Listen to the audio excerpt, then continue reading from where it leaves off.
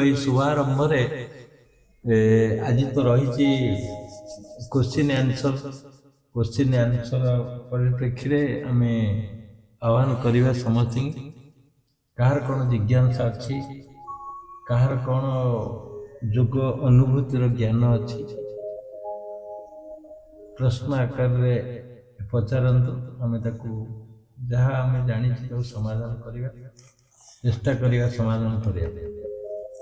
ଆଜିର ମାସ ଶେଷ 29 ତାରିଖ ହେଇଗଲା, କାଲି ବି 30 ଅଛି। ଆମେ 2 ଦିନ क्वेश्चन आंसर रखा। जदि आज क्वेश्चन सर्टेज रही काली रखानी, सब्जेक्ट रखा। आसतु कार कौन क्वेश्चन जय जय अरे कथा आम मनीष समाज प्रश्न उत्तर नहेले भी केते थर कहीं मनर उंकी मारी जे प्रश्नटी है अन्यर उपकार कले निजर क्षति हुए, सेटा सार कौन ठीक कि भूल तार उत्तर टिके कहीं मनर ठीक क्वेश्चन अच्छी क्रिटिकल क्वेश्चन अन्यर उपकार कले निजर क्षति हुए कि ना कौन कहले क्षति हुए कहीं क्षति हुए कि ना क्षति हुए कहीं नहीं कहतु क्षति हुए कि ना क्षति हुए कहीं कोटा कौन क्वेश्चन टा बहुत थर कर निजे अनुभव करटा करने जाऊँ से गोटे कॉम्प्लिकेटेड परिस्थिति मोमेंट आसे जहाँकि अरे यार उपकार करने जाऊँ गुड़ा कण क्षति गला यहाँ सारा मन केतेटा कथार अनुभव कर ये मोर प्रथम क्वेश्चन जे कहीं तार उत्तरटा सार टी देले भल लगे सेटा कले तो भल हम आ क्षति हेले भी भल हम दीटार आपण अनुसार सार दियंतु कोन क्षति हुए कहीं सर्वमोट कहू चाहते जे जदि जदि परर उपकार कले क्षति हुए कहीं ना ना एटा जो कॉन्सेप्ट ठीक नहीं हुए कि हाँ हुए कि आसिले अलग आसीबो आंसर क्षति हुए नहीं परर उपकार कले तुम क्षति हम ता ना गोटे माने काकताड़ीय नीति रे माने काहू उड़ीगला ताल पड़गला बुझीपार तो ओडिया डग अच्छी काकताड़ीय नीति काऊ उड़िया को ताल पड़गला बुझिले तुम्हें कौन भल काम कल से समय गोटे खराब काम हो गला तुमर तुम्हें जानूच कौन बोधे से बोधे भावुच किंतु ता नुहे जने उपकार कर शुण संसार गोटे एभली जिनस एभली दलील रही नियम रही जे भल काम कले भल फल मिल निश्चिंत आम जदि आंब गछ लगे आंब फल मिल पणस लगे पणस गछ मिल पणस गचर के फूल फुटब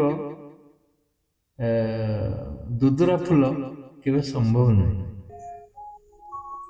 तेणु भल कर्म सहित फल लगी रही देखो आ गोटे सिद्धांत कर्म सहित फल लगी रही बराबर जो कर्म जो जस करे तत्फल देखा कर्म प्रधान विश्व करी रखा जो जस करे तत्फल चखा जी जहाँ कर से फल निश्चित मिल ना भल कर्म कले आम खराब फल कहीं मिल ताल तो कई भल कर्म करें भल कर्म कहीं करें कहीं किसी माने चिंता करें भल काम जड़े गछ लगौ रास्ता कड़े गछ आम भी 300 गछ आनी लगे रास्ता कड़े लगे गोटे पहाड़ उपर से बाउंडरी बुले लगे आम लगेदेलु रक्षणाबेक्षण हो पारानी आम से क्लब जो कर भांगी मो देह खराब है मो मुनि समाज को पलि आस क्लब छाड़ी ତେଣୁ ଏ ଗଛ ମରିଗଲା, ଛେଳି ଖାଇଦେଲେ, କିଏ ନେଇଗଲେ, ଇତ୍ୟାଦି ଇତ୍ୟାଦି ହେଇଗଲା।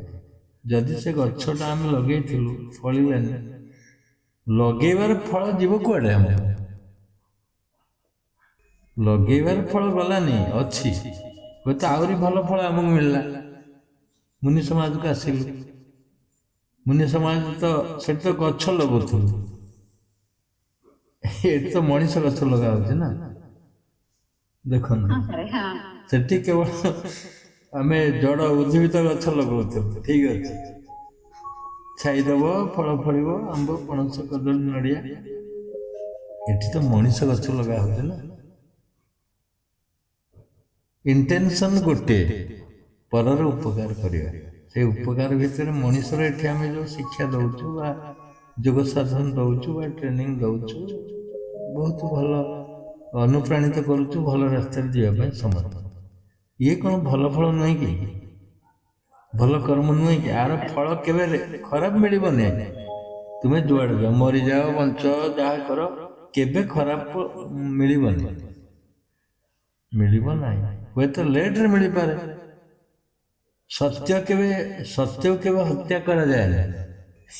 ସତ୍ୟ ସାଧନ ସେ ବ୍ୟକ୍ତି କି ହତ୍ୟା କରାଯାଏନି, ସତ୍ୟ ନଷ୍ଟ ହୁଏନି କେବେ। ଆମେ ଯଦି ଖରାପ କନସେପ୍ଟ ରଖିବା, ମନ ଭିତରେ ଧାରଣା ରଖିବା, ତାହେଲେ ଏଇଟା ହେଇଗଲା। ମୁଁ କହିଲିନି ପ୍ରଥମ କାକତାଳୀୟ ନୀତି। ତୁମେ କ'ଣ ଭଲ କାମ କରୁଥିଲ, ହଁ କ'ଣ ଗୋଟେ ତା ଭିତରେ କ୍ଷତି ହେଇଗଲା, ତା ମାନେ ନୁହେଁ ସେଇ କର୍ମ ପାଇଁ ଏ କର୍ମଟା ହେଇଗଲା। এইটা কনসেপ্ট ହେଇଥାଇପାରେ ଯେ ସେଇ ସମୟରେ ଏଇଟା ହେଇଗଲା, ମୁଁ ତ ଅମକ କରିଥିଲି, ସମକ କରିଥିଲି, ଏଇଟା କାହିଁକି ହେଲା, ଏମିତି ନୁହେଁ, ଏମିତି କେବେ ହବ? ଏଇଟା କ'ଣ ପୂର୍ବଜନ୍ମର କର୍ମ ଲାଗିକି ରହିଛି ନା ତୁମ ସହିତ? ପୂର୍ବଜନ୍ମରେ ଖରାପ ଚିନ୍ତାଧାରା ଥିଲେ, ଖରାପ କର୍ମ ଥିଲେ, ତାର ରେଜଲ୍ଟ ଆସି ଝୁଲିବ,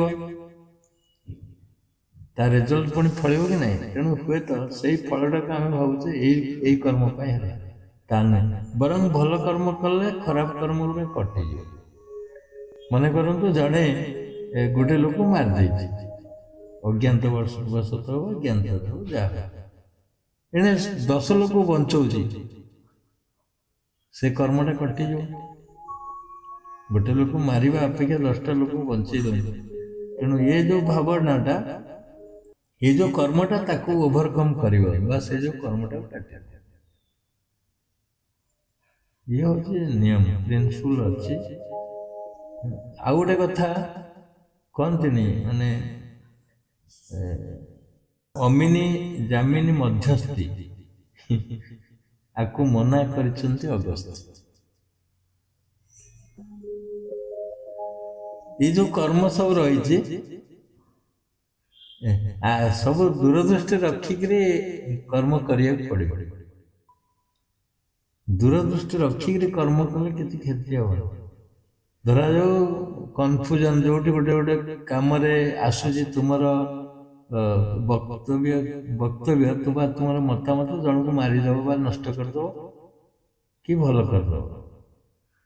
ଯଦି ଏଇଠି କ୍ରିଟିକାଲ ପୋଜିସନରେ ଯଦି ସତ କହିଲ, ତାହେଲେ ଅସୁବିଧା ଅଛି, ସେଇଠି ସାଇଲେଣ୍ଟ ରହିବ। ସତ କହିବାକୁ କିଆଁ ଡରିବି, ସତ କହି ପଛେ ମଲେ ମରିବି, ଏଇ ପ୍ରିନ୍ସିପଲଟା ସଦାବେଳେ କାମ ଦିଏନି, ବୁଝିଲେ? ସତ କହି କହି ମୁଁ ମରିଯିବି, ଏ ପ୍ରିନ୍ସିପଲ ଠିକ ନୁହେଁ। ଦେଖି ଚାହିଁକି ସବୁ ଦୃଷ୍ଟିରୁ ଚିନ୍ତା କରିକି ସତ କହିବାକୁ ପଡ଼େ। ଆଉ ସତ କହିବା କର୍ମଠାରୁ ବଡ଼ କର୍ମ ନାହିଁ। ସତ କହିବା କର୍ମଠାରୁ ବଡ଼ କର୍ମ କିଛି ନାହିଁ।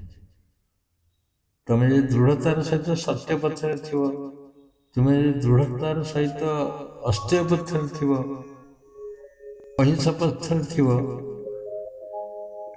ବ୍ରହ୍ମଚାରୀ ହେଇଥିବ, ବ୍ରହ୍ମରେ ବିଚରଣ କରୁଥିବ, ଆଉ ଅହିଂସା, ସତ୍ୟ, ଅସ୍ତ୍ୟ, ଅପରିଗ୍ରହ ପାଳନ କରୁଥିବ, ସେ ବ୍ୟକ୍ତିର ତା ଜୀବନରେ ଯଦି ଗୋଟିଏ ଉପଅଙ୍ଗକୁ ମଧ୍ୟ ଗୋଟିଏ ଅଙ୍ଗ ପାଳନ କଲେ, ସେ ବ୍ୟକ୍ତିର କିଛି କ୍ଷତି ହବନି, ବରଂ ଲାଭ ହବ। ମୁଁ ଯେତିକି ମତାମତ ଅନୁଭବ କରିଛି ମୁଁ କହୁଛି, ମୁଁ ଅନୁଭବର କଥା କହୁଛି। ତେଣୁ ପୂର୍ବଜନ୍ମର କର୍ମ ହୁଏତ ତୁମକୁ ବ୍ୟାଘାତ କରିପାରେ। ବର୍ତ୍ତମାନ ପ୍ରେଜେଣ୍ଟ କଣ୍ଡିସନଟା, ପ୍ରେଜେଣ୍ଟ କର୍ମଟା ତୁମକୁ ହୁଏତ ପଛରେ ରେଜଲ୍ଟ ଦେଇପାରେ। ଏମିତି ହବ। ତଥାପି କନକ୍ଲୁଜନ ହେଉଛି, ଶେଷ କଥା, ସତ୍ୟାଶ୍ରୟୀ ହେବା ଦରକାର, ଭଲ କର୍ମ କରିବା ଦରକାର। ତାହେଲେ ତୁମକୁ ପ୍ରୋଟିନ୍ ମିଳିବ, ତମ ଶରୀରକୁ ପ୍ରୋଟିନ୍ ମିଳିବ, ତମ ପ୍ରାଣ ଶକ୍ତି କି ଠିକ୍ ଆସିବ, ପ୍ରାଣ ତୁଷ୍ଟ ହେବ, ସବୁ କିଛି ହେବ।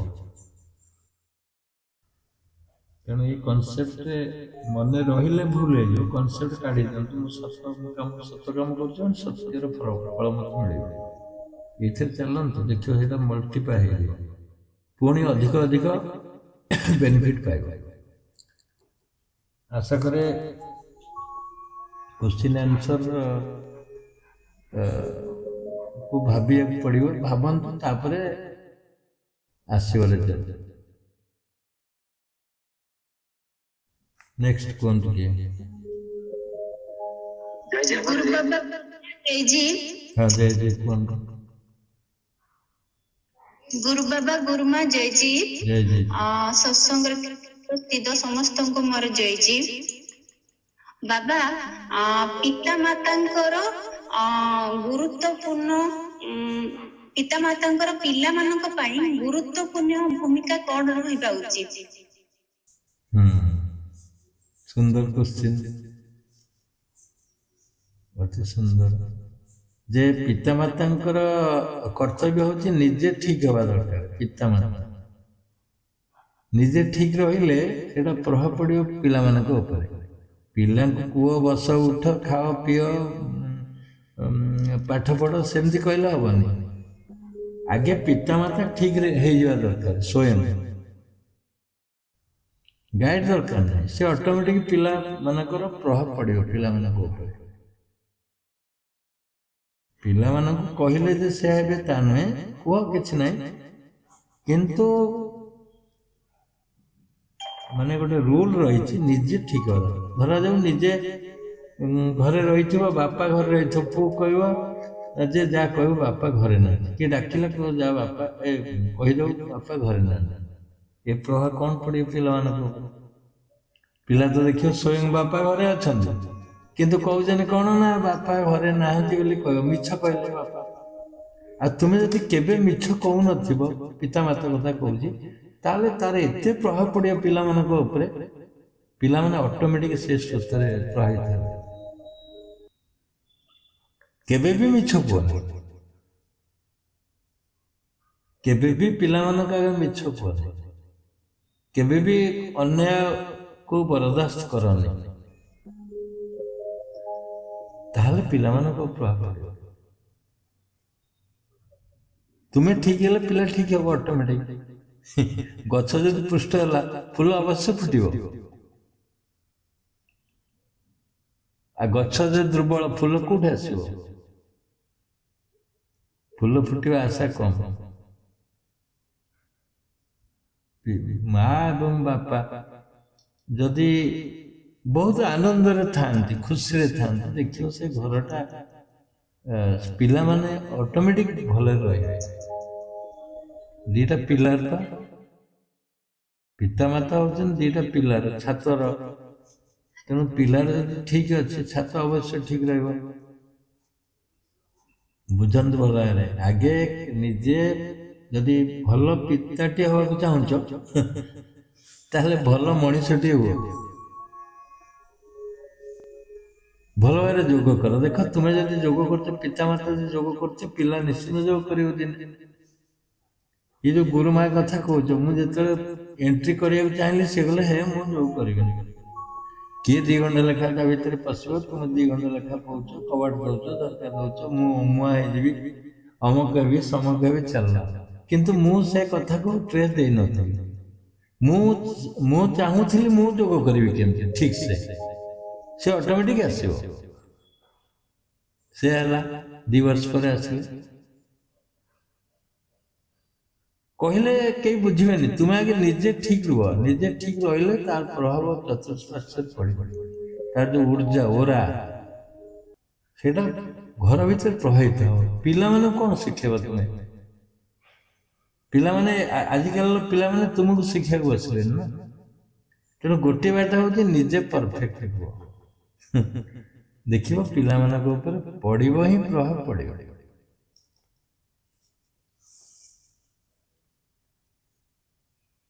ଆଉ କଣ ଅଛି କୋଶ୍ଚିନ୍ ଆରି ଉପରେ କୁହନ୍ତୁ ଯିଏ ପଚାରୁଥିଲେ? ବାବା ଉତ୍ତର ସବୁ କିଛି ଜାଣି ଶୁଣି ସବୁ କିଛି ନିଜେ ଦେଖିଲା ପରେ ବି ପୁଣି ଇଚ୍ଛା ହେଲା କାହିଁକି କେଜାଣି ଆର ମାନେ କ୍ୱେଶ୍ଚେନ୍ କରିବା ପାଇଁ ସବୁ ରହିକି ବି ସବୁ ଠିକରେ ଥାଇ ବି ପୁଣି ଇଚ୍ଛା ଲାଗିଲା ଯେ ଆଉ କିଛି କରିବାକୁ ପଡିବ କି ଯେହେତୁ ହେଇଯାଇଛୁ ବାପା ମା ସେଥିଲାଗି। ଆଜ୍ଞା ଆଉ ସବୁ ମାନେ ପିତା ମାତାଙ୍କ ପାଇଁ ବି ଏଇ କ୍ୱେଶ୍ଚେନ୍ ର ଠିକ ରହିବ, ହଁ ଲାଭ ପାଇପାରିବେ। ସେଥିପାଇଁ ଆମ ନିଜ ସହିତ ସମସ୍ତଙ୍କ ପାଇଁ ବି ମୁଁ କ୍ୱେଶ୍ଚେନ୍ ରଖିଥିଲି। ଆଜ୍ଞା ଠିକ ଥିଲା ରହୁଛି। ଠିକ ଥିଲା। ଏ କୋଶ୍ଚିନ୍ ଯେତେ ଠିକ ରହିଲେ ବି ଯେତେ କୋଶ୍ଚିନ୍ ପଚାରିବ ତାର କ୍ଲାରିଟି ଆସିବ ନା, ନିଜେ ଜାଣିପାରିବ ପରଫେକ୍ଟ ମୁଁ ଅଛି କି ନାହିଁ କୋଶ୍ଚିନ୍ ଆନ୍ସର ମାଧ୍ୟମରେ। ମାନେ ଡେଭଲପ ଟାକୁ ଚାହିଁବା ତ ଆମେ ଆଗକୁ କେମିତି ଆହୁରି ଡେଭଲପ ହଉ ସବୁଠି ସବୁ ଜାଗାରେ। ଆଉ ତ ବେଶୀ ପିଲାମାନେ ହିଁ ଆମ ପରେ ପରେ ପିଲାମାନଙ୍କର ଆଗ ଭବିଷ୍ୟତ ହଉଛନ୍ତି ସେମାନେ। ତ ଆମେ ଯେତେ ଠିକ ଠାକ ବର୍ତ୍ତମାନ ସମୟଟାକୁ ସଦୁପଯୋଗ କରିବା ତ ସେମାନେ ହିଁ ଦୁନିଆକୁ ଗୋଟେ ଗୋଟେ ପିଲା ବି ଗୋଟେ ଦୁନିଆକୁ ସେ ଚଳେଇଦବ ଯଦି ତାକୁ ଠିକ କରାହେଲା। ତ ସେଥିଲାଗି ମୋର ଏଇ ନାଇଁ ତାକୁ ଗାଇଡ କରନ୍ତୁ, ସବୁ କରନ୍ତୁ, କିନ୍ତୁ ନିଜେ ପରଫେକ୍ଟ ରହି କଲେ ସେଇଟା ପ୍ରଭାବ ପଡିବ, ନହେଲେ ପଡିବନି। ଆମ ଦେଖନ୍ତୁ ଆମ ପୁଅ କଥା ମୁଁ କହୁଛି, ମୁଁ କେବେ ବି ତାକୁ ଉପଦେଶ ଦେଇନି, କେବେ ବି ଗାଇଡ କରିନି, କେବେ ବି ପାଠ ପଢେଇନି, ତା ପାଇଁ ମୁଁ କିଛି କରିନି। ଯାହା କରୁଛି ମୋ ପାଇଁ। ମୁଁ ନିଜେ ଯଦି ଠିକ ରହିବି ପିଲାମାନଙ୍କ ପ୍ରଭାବ ପଡିବ। ଗାଇଡ କଣ କରିବ, ବରଂ ସିଏ ବର୍ତ୍ତମାନ ଆମକୁ ଗାଇଡ କରୁଛି। ମୋ ଏକ୍ସପିରିଏନ୍ସ କଥା ମୁଁ କହିଲି। ଠିକ ଅଛି, ଧନ୍ୟବାଦ ସୁନ୍ଦର କ୍ୱେଶ୍ଚିନ୍ର ଆପ୍ରୋଚ୍ ପାଇଁ। ଏ କ୍ୱେଶ୍ଚିନ୍ ଠିକ ଥିଲା ଏବଂ ସମସ୍ତ ପାଇଁ ପ୍ରଯୁଜ୍ୟ ଥିଲା। ଆଉ କିଏ ନେକ୍ସଟ କିଏ କହୁଥିଲେ ଆଙ୍କ ସହିତ କୁହନ୍ତୁ? ଜୟ ଜୟ ରଞ୍ଜନ କହୁଥିଲି। ହଁ ପ୍ଲେସ୍ କୁହ, ପ୍ଲେସ୍ କହିଲେ ସବୁ ଅଞ୍ଚଳର ଆଇଡିଆ ଆସିବ। ରଞ୍ଜନ କହିଲେ ତ ରଞ୍ଜନ କହୁଛି ପିଙ୍ଗୁଆ। ଗୁରୁଜୀ ଆମ ସାଧନ ମାର୍ଗରେ ଆମ ଫଳନା କିଏ ଧରିଥିବେ ସାଧନ ମାର୍ଗ? ତମେ ଗୀତ ଶୁଣିକି ପ୍ରଶ୍ନ ଆସିଲା। ବନ୍ଧୁ ଛଳନା କରୁ କେମିତି ନା? ଛଳନା କିଏ? ନିଜେ ମନର ଫେର ମନ ତୁମକୁ ଛଳନା କରାଉଛି, ଦିଗ ଦେଖଉଛି, ଏ ଦିଗ ସେ ଦିଗ ଚାରିଆଡେ କେନ୍ଦ୍ର, ମାନେ ଚାରିଆଡକୁ ସେ ଟାଣି ନେଇଯିବ। ତାର ଧର୍ମ ହଉଛି ସେଇଆ, ମନର ଛଳନା। ମନର ଯୋଉ କାଳ୍ପନିକ ଅବାସ୍ତବ ଆଉ ବିନାଶଶୀଳ ଏଇ ଯୋଉ ବସ୍ତୁ ରହିଛି, ସିଆଡକୁ ମନ ତା ସହିତ ଛନ୍ଦି ହେଇଯିବ। ମନ ଯେହେତୁ ଇନ୍ଦ୍ରିୟ ମାନଙ୍କର ପଞ୍ଚ ଇନ୍ଦ୍ରିୟ ପରେ ଷଷ୍ଠ ଇନ୍ଦ୍ରିୟ ହଉଛି ମନ। ମନ ତାଙ୍କ ସହିତ ପୁରାପୁରି ଜଡିତ ଅଛି। ତେଣୁ ମନ ଟାଣିବ ତୁମକୁ, ମନ ତୁମକୁ ନବା ପାଇଁ ରହିଛି, ଦେଖିବା ପାଇଁ ବାଟ ରହିଛି। ଯେମିତି ମୋ ଆଖି ଅଛି, ଆଖି ନଥିଲେ ମଣିଷର କଣ ମୂଲ୍ୟ ଥାନ୍ତା କି? ଦେଖିପାରିଥାନ୍ତା ପୃଥିବୀ, ଯେତେ ଧନ ରତ୍ନ ସୁନା ରୂପା ଯାହା ଥାଉ। ସେମିତି ମନ ରୂପକ ଆଖିରେ ତୁମେ ଦେଖୁଛ ଜଗତ, ତାର ସ୍ୱାଦ ଅନୁଭବ କରୁଛ ମନ ମାଧ୍ୟମରେ। ତେଣୁ ମନ ସ୍ୱୟଂ ଛଳନା, ମରିଚିକା। ମନ ନେଇ ପିଟି ଦବ ତୁମକୁ। ତୁମେ ଦେଖୁନା ସାଧନରେ ବସିଯାଅ, ମନ କେବଳ ସାଧନ କରୁଛ, କଣ ଲାଭ କଣ ପାଇବ? କ'ଣ ସାଧନ କରୁଛୁ? ଏତେ ବଡ଼ ମେଡ଼ିକାଲ ଅଛି, ଏତେ ବଡ଼ ଗଭର୍ଣ୍ଣମେଣ୍ଟ ଅଛି, କେତେ କେତେ ବଡ଼ ବଡ଼ ମେଡ଼ିକାଲ ଖୋଲୁଛି, କେତେ ଡାକ୍ତର ଅଛନ୍ତି। ଇଏ ସାଧାରଣ ଏଇ ଗୋଡ଼ ହାତ ହଲେଇଲେ କ'ଣ ଭଲ ହେଇଯିବ?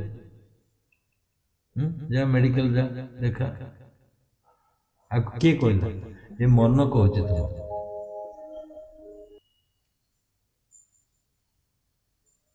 ରୋଜଗାର କର, ନହେଲେ ଖାଇବାକୁ ମିଳିବନି। କାମ କର। ଯୋଗରେ କ'ଣ ଅଛି? କିଏ ଯୋଗ କରୁଛନ୍ତି? ତୁମ ଗାଁରେ କେଇ ଜଣ ଯୋଗ କରୁଛନ୍ତି? ଏସବୁ ବୁଝେଇବ ମନ ତୁମକୁ ବେଳେ ବେଳେ ବୁଝେଇବ। ମୁଁ ଯେତେବେଳେ ସାଧନ କରୁଥିଲି ଆମ ଗାଁରେ, ମୁଁ କେବଳ ଉଠିକି ଯାଏ ରାତି 3ଟାରେ, କେହି ନଥାନ୍ତି। ମନ ମୋତେ ବୁଝେଇ ବୁଝେଇ ନେବ, ବୁଝେଇ ବୁଝେଇ ବି କାଣିବ। ତୁ ଏତେ କଷ୍ଟ କରୁଛୁ, ରାତି 3ଟାରେ ଉଠୁଛୁ, କ'ଣ ଲାଭ ହବ? ହବ କି ନାହିଁ? ମୋର ଜିଦି କିନ୍ତୁ ଅଖଣ୍ଡ ଥିଲା, ନା ମୁଁ ଉଠିବି, ସାଧନ କରିବି। ମନକୁ ମୁଁ ବୁଝଉଥିଲି, ମନ ମୋତେ ବୁଝେଇଲେ ବି ମନକୁ ବୁଝଉଥିଲି। ତେଣୁ ମନ ସ୍ୱୟଂ ଛଳନାର ବାସ୍ତବ ରୂପ। ହଉ, ସେ ମନ ଉପରେ ଆଉ ଗୋଟେ ଅଛି। କୁହ। ସେ ମନ ପ୍ରକୃତରେ ଆମର ଜଳ ନା ଚେତନ? ମନ ଜଡ଼ ନା ଚେତନ? ଆଜ୍ଞା।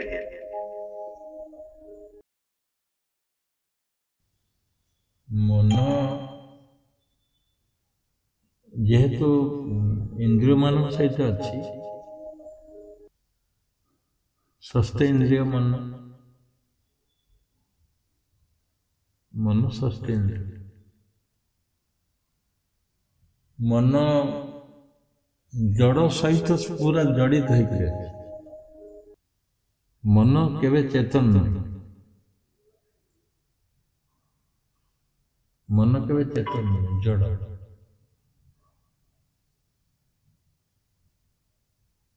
ଯେମିତି ପ୍ରାଣ ତୁମ ସହିତ ଅଛି, ମନ ବି ଅଛି, କିନ୍ତୁ ପ୍ରାଣ ଠାରୁ ତୁମେ ଅଲଗା, ମନ ଠାରୁ ବି ଅଲଗା।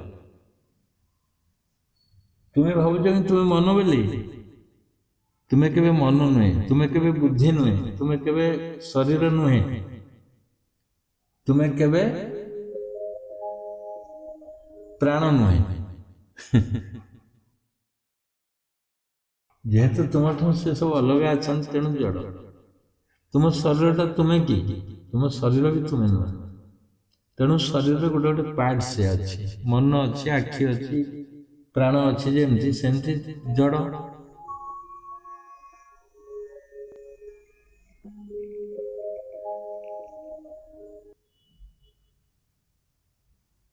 ନେକ୍ସଟ କୁହନ୍ତୁ, ଆଉ କିଏ? ଆଉ କ୍ରସ୍ ଅଛି କି? ଆପରେ କ'ଣ ଏଇ ମନ ଉପରେ କ୍ରସ୍ କରିବାର ଅଛି? କ'ଣ ଯେ ଉତ୍ତର ଦେଲି? ଆଜ୍ଞା ଅଛି। ନାଇଁ, ସେ ଯେ ପଚାରୁଥିଲେ ଯେ ଆଜ୍ଞା ଅଛି। ହଁ, କୁହନ୍ତୁ। ମନ ଉପରେ ମୁଁ କହୁଛି, ଆପଣ କହିଲେ ଷଷ୍ଠେନ୍ଦ୍ରିୟ ଆଣି ମନ, ମନ ହଉଛି ଷଷ୍ଠେନ୍ଦ୍ରିୟ। ଆମର ଅନ୍ୟ ଯେ ଇନ୍ଦ୍ରିୟ ଗୁଡାକ ଅଛି, ସେଗୁଡାକ ଆମେ ଇଚ୍ଛା ନ କଲେ ଚାଲୁନି, କିନ୍ତୁ ମନକୁ ତ ଆମେ ଇଚ୍ଛା କରୁନୁ। ମନ କେମିତି ସେମାନଙ୍କୁ ଉଠଉଛୁ? ମୁଁ ହାତଟା ଉଠେଇବି, ମନ ଚାହିଁଲେ ହାତଟା ଉଠିବ। ଯଦି ମନ ଚେତନ ନୁହେଁ, ସେ କେମିତି ନିର୍ଦ୍ଦେଶ ଦଉଛି ହାତଟା ଉଠିବା ପାଇଁ? ଆଉ ସେଇ ମନ ଯେତେବେଳେ ସଂସାର ସହିତ ମିଶି ଯାଉଛି, ଆମେ ସାଂସାରିକ ହେଇଯାଉଛୁ।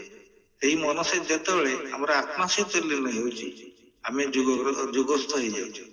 ତେଣୁ ସେ ଚେତନ ନ ହବ କେମିତି? ମଣିଷ ବଞ୍ଚିଥିଲା ବେଳେ ବି ମନ, ଯେତେବେଳେ ସାଙ୍ଗରେ ଯାଏ, ସେ ସାଙ୍ଗର ମନକୁ ନେଇକି ଯାଏ। ମନ, ବୁଦ୍ଧି, ଚିତ୍ତ, ଅହଙ୍କାର ଏଗୁଡା ସବୁ ନେଇକି ଯାଏ। ଏମାନେ ଚେତନ ନ ହେବେ କେମିତି?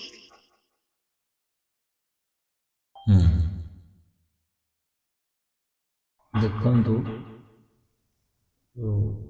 ମନ, ମୁଁ କହିଲି ମନ ଗୋଟେ ପାର୍ଟ, ତୁମର ଅଂଶ। ଯୋଉ କହୁଛ ହାତ ମନ ଦ୍ୱାରା ଉଠିଲା, ମନ ଦ୍ୱାରା ଉଠୁନି, ତୁମ ଦ୍ୱାରା ଉଠୁଛି।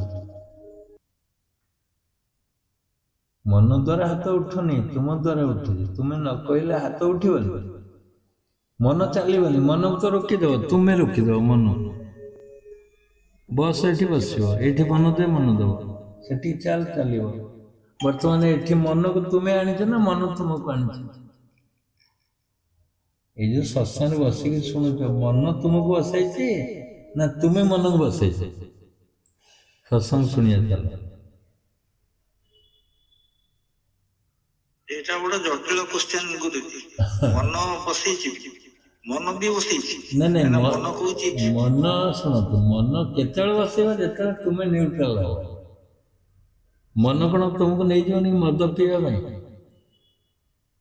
ଚରସ ପିଇବା ପାଇଁ? ଯଦି ତୁମେ ନ୍ୟୁଟ୍ରାଲ ରହିଛ, ତୁମର କିଛି ନାହିଁ, ମନ କାମ କରିବ।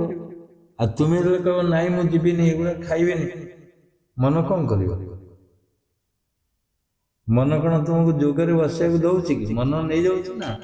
ତୁମେ ଯେପର୍ଯ୍ୟନ୍ତ କସସ୍ ନ ହେଇଛ, ଯେପର୍ଯ୍ୟନ୍ତ ସ୍ଥିରତା ନ ଆଣିଛ, ଦୃଢ଼ ନ ହେଇଛ, ସେ ପର୍ଯ୍ୟନ୍ତ ମନ ଖେଳିବ ତୁମ ସହିତ। ମନ ଖେଳିବ। ତୁମେ ମନକୁ ବସେଇଛ ଯୋଗ କରିବାକୁ। ତୁମେ ସତ୍ସଙ୍ଗରେ ବସିଛ, ମନକୁ ରଖିଛ ଏଠି, ମନ ଦଉଛ। ଚକ୍ରବେଦନରେ ମନ ପଳେଇ ଯାଉଛି, ତୁମେ ମନକୁ ଆଣୁଛ ନା ଏଇଠି ରହ। ମନ ଡିଆ ମାରୁଛି। ମନ କେବେ ମାନେ ତୁମକୁ ଇନଫ୍ଲୁଏନ୍ସ କରିପାରେ ଛଳନାରେ, କିନ୍ତୁ ତୁମେ ଯଦି ବୁଦ୍ଧି ନାହିଁ, ତୁମର ଯଦି ଜ୍ଞାନ ନାହିଁ, ତୁମେ ମନ ପଛରେ ଦୌଡ଼ିବ। ମନ କିନ୍ତୁ ତୁମର କରେ ହାତରେ ଅଛି ନା। ତୁମେ ଚାହିଁଲେ ମନକୁ ରଖିପାରିବ। ମୁଁ ଗୋଟେ ଉଦାହରଣ ଦେଇନଥିଲି, ତୁମ ଗାଁ ପାଖକୁ ଯାଅ, ବେଡରୁମକୁ ଯାଅ, ତୁମ ଗାଁର ମୁଣ୍ଡରେ ପହଞ୍ଚ, ସେଠିକି ଯାଅ। କିଏ ନେଇକି ଯାଇଥିଲା? ମନକୁ ତୁମେ ନେଇ ଯାଇଥିଲ। ପୁଣି ହଠାତ୍ ଏଠିକି ଫେରି ଆଣିଲ। ମନ ବା ତୁମର ଚାକର। ମନ କେମିତି ମାଲିକ ହବ? ମନକୁ ତ ଛନ୍ଦିକି ରଖିଛି, ସିଏ କହୁଛି ମୁଁ ମାଲିକ। ଆଜି ପର୍ଯ୍ୟନ୍ତ ତ ମୁଁ କଣଟା କେମିତି ଚେତନ ହେଇଥାନ୍ତା, ସେ କଣଟା କେମିତି? ଅନ୍ୟମାନେ ତ କିଛି କହୁନାହାନ୍ତି, ଅନ୍ୟମାନେ ସାଇଲେଣ୍ଟ ହେଇକି ରହିଛନ୍ତି। ମନ ଚାହୁଁଛୁ ଯେ ଏଇଠିକି, ତାକୁ ନେଇଯାଉଛୁ। ହଉ ଠିକ ଅଛି, ହଉ ଠିକ ଅଛି। ଶୁଣନ୍ତୁ, ଏ ଶରୀର ଚେତନ କି ଜଡ଼? ଶରୀର ଜଡ଼। ଶରୀରରେ ଜଡ଼ ହେଲା, ସେମିତି ତୁମେ ତାଠୁ ଅଲଗା କି ନାହିଁ ଶରୀର ଠାରୁ? ଆଜ୍ଞା। ତୁମେ ପୂର୍ଣ୍ଣ ଅଲଗା, ତୁମେ ପୂର୍ଣ୍ଣ ସ୍ୱତନ୍ତ୍ର ଅଛ। ଆଜ୍ଞା। ତୁମେ ସ୍ୱୟଂ, ମାନେ ଯେମିତି ଗୋଟେ ଲାଇଟ୍ ଅଛି, ଲାଇଟ୍ର କିରଣ ସୃଷ୍ଟି ହଉଛି। ଲାଇଟ୍ର କିରଣ ସୃଷ୍ଟି ହଉଛି, ଫୋକସ୍ କରୁଛି ଚାରିଆଡ଼େ।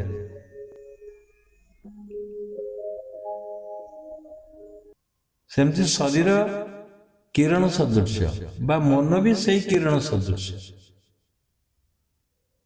ପ୍ରାଣ ବି ସେଇଆ।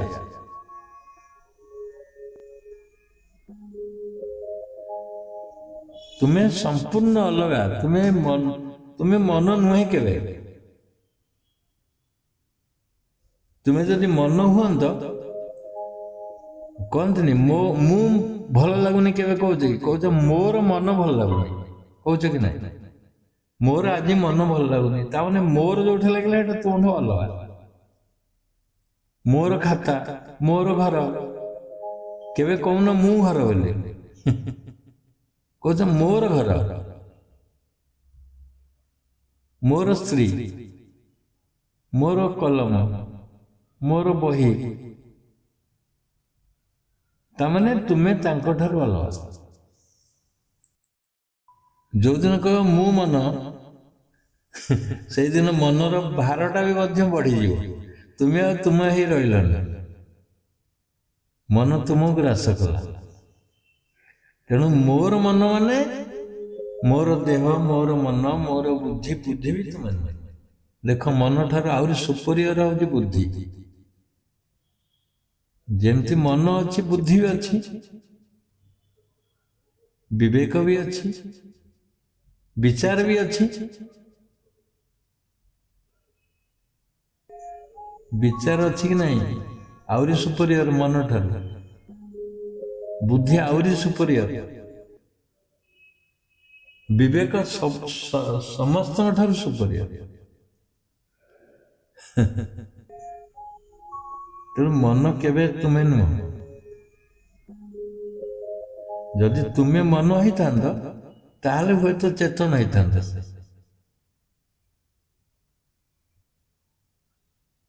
बुझते कथा को क्रिटिकल है पारे क्वेश्चन उत्तर भी क्रिटिकल उत्तर को बुझा ଆଜ୍ଞା କଥା ହଉଛି ଯେତେବେଳେ ମଣିଷର ମୃତ୍ୟୁ ଘଟେ ତା ସାଙ୍ଗର ଯୋଉମାନେ ଯାଆନ୍ତି ସଂସ୍କାର ଯାଏ ସେ ସଂସ୍କାର ତାଙ୍କର ମନକୁ ଯାଏ ଯଦି ମନ ଯାଇକି ତାକୁ ସେ ଯାହାବି ତାପରେ ସେ ସୂକ୍ଷ୍ମ ଶରୀର ଯାହାବି କିଛି କରେ ପୂର୍ବ ସଂସ୍କାର ଅନୁସାରେ କରେ ସେଠି ମନର ଭୂମିକା ନାହିଁ କି से गोटे शरीर नहीं जाए ना जो सूक्ष्म शरीरटा शरीर नहीं कि जाए खाली जाए ना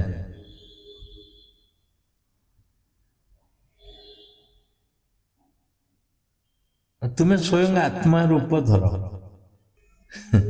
आत्मा रूप धर तुम्हें कहीं शरीर रूप धरच कि तुम्हें कहीं जीव रूप धरच कि तुम्हें आत्मा रूप में कह मन आसब नहीं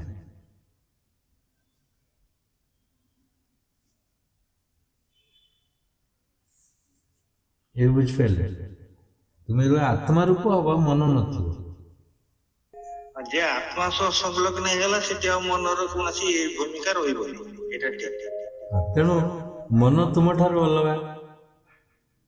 बुद्धि अलग सब अलग तुम ठार तुम्हें स्वयं सच्चिदानंद स्वरूप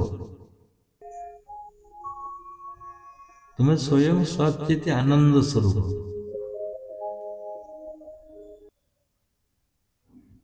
मनटा चित्त हम कि नहीं पुणी मनटा चित्त है मन लोप हो गला ना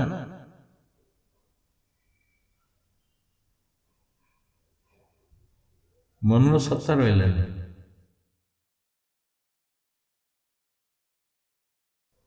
मन आउटे उदाहरण दे पारे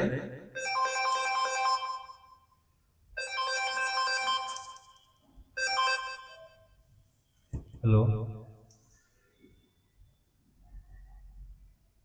हेलो ଆଜ୍ଞା କରୁଛି नहीं ये बोधे टेस्ट करुचन 11 नंबर 11 माने टेस्ट जो बैंकिंग सिस्टम क्वार्टरली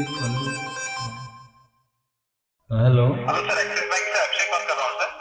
तो सुनिए अभी हम रोड में है बात में करो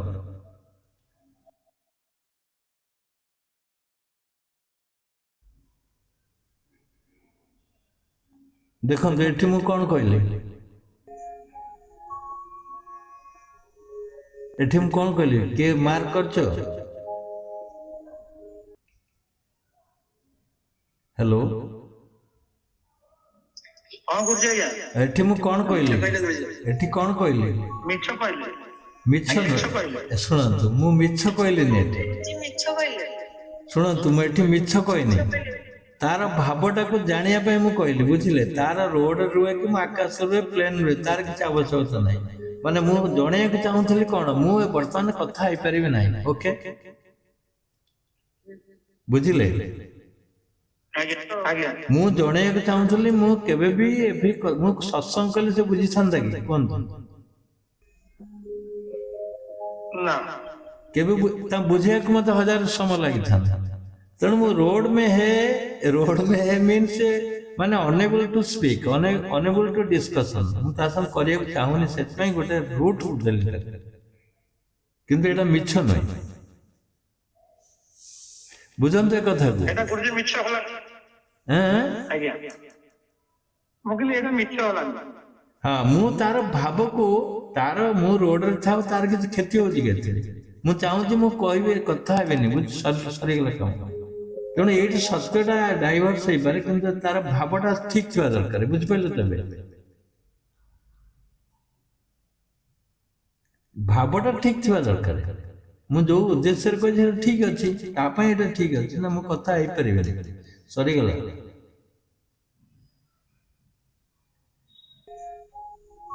ବୁଝିପାରନ୍ତି? ଏଇଭଳିଆ ସ୍ଥିତି ଆସିବ ତମ ବେଳେ ବେଳେ। ତାମାନେ ଏଇଟା ସତ୍ୟର ଘଟିତ ହେଇଥିବା ଘଟଣାକୁ କେନ୍ଦ୍ରିତ କରିବ। ଏଇଟା ସତ୍ୟ ପାଇଁ ତୁମେ ଯୋଉଟା କହିଛ ତମର ତାର କିଛି କ୍ଷତି ନାହିଁ। ମୁଁ କହିବାକୁ ଚାହୁଁନି ନା କଥା ହେବା ପାଇଁ ଚାହୁଁନି, ତାପରେ ମୁଁ ସେ ଡିଲରେ ନାହିଁ, ତାକୁ ପୁଅ ବୁଝୁଛି, ବୁଝିପାରିଲେ? ତାକୁ ଏନା ବୁଝିବାକୁ ମତେ ବହୁତ ସମୟ ଲାଗିଲା, ସେଇଥିପାଇଁ ମୁଁ ଡାଇଭର୍ଟ କରିଦେଲି। କୁହନ୍ତୁ, ଆମେ ଟପିକ ଉପରକୁ ଆସିବା। ଏ କ୍ରିଟିକାଲ ଲାଇଫରେ ଭାବନ୍ତୁ ଆগে ତାକୁ। ତୁମେ ଏମିତି ଖାଲି କ୍ୱେଶ୍ଚିନ୍ ଶୁଣିଲେ ହବନି, ତା ଭିତରେ ପସନ୍ଦ ନ ପଶିଲେ ବୁଝିପାରିବାନି। ଆମେ କେତେ କେତେ ଥର ତା ଭିତରେ ପଶିକିରି ବାହାରିଛୁ, କେତେ ଥର ପଶିକିରି ବାହାରିଛୁ ଏ କ୍ୱେଶ୍ଚିନ୍ ଭିତରେ। ତୁମେ ଯୋଉ କ୍ୱେଶ୍ଚିନ୍ କରୁଛ ସେ କ୍ୱେଶ୍ଚିନ୍ ଆମ ଭିତରେ ସୃଷ୍ଟି ହେଇଛି, ଆମେ ବି ଖୋଜିଛୁ। ଗୁରୁଜୀ ମୋର ଗୋଟେ ପ୍ରଶ୍ନ ଥିଲା। ତୁମେ ଜଣକ ପ୍ରଶ୍ନ ସରିନି ଆଉ ଗୋଟେ ପ୍ରଶ୍ନ କୁଆଡେ ଆସିଲା? ବର୍ତ୍ତମାନ ଗୋଟିଏ ପ୍ରଶ୍ନ ଚାଲିଛି ନା।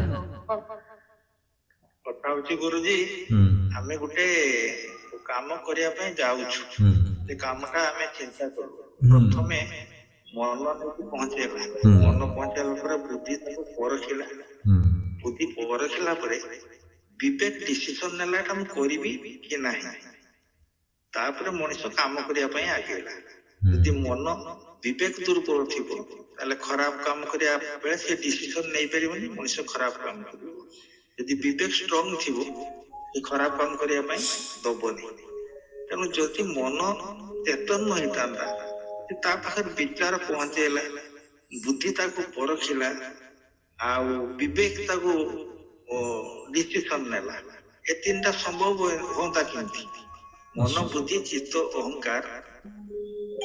ଆଜ୍ଞା ଶୁଣନ୍ତୁ, ତୁମେ ଏ ସମସ୍ତ ଜିନିଷ ଗୁଡା ତୁମ ଯୋଉ ଚାରି ପାଖରେ ଅଛନ୍ତି, ଇଏ ତୁମେ ନୁହଁ। ମୁଁ ସେଇଟା କହୁଛି, ଯଦି ବୁଦ୍ଧି ହେଇଥାନ୍ତ ତାହେଲେ ବୁଦ୍ଧି ତମ ସହିତ ଚେତନ ହେଇଥାନ୍ତା। ତୁମେ ଯଦି ମନ ହେଇଥାନ୍ତ, ତୁମେ ମନ ଚେତନ ହେଇଥାନ୍ତା। ତୁମେ ଏଗୁଡା କିଛି ନୁହଁ ବା। ଯେମିତି ଶରୀର ତୁମର ନୁହେଁ, ଶରୀର ଗୋଟେ ରଥ, ଆସେଟ୍ସ ଧରି ବୁଲୁଛ। ତୁମେ ଶରୀର କି? ଆଗେ କହିଲ, ତୁମେ ଶରୀର କି?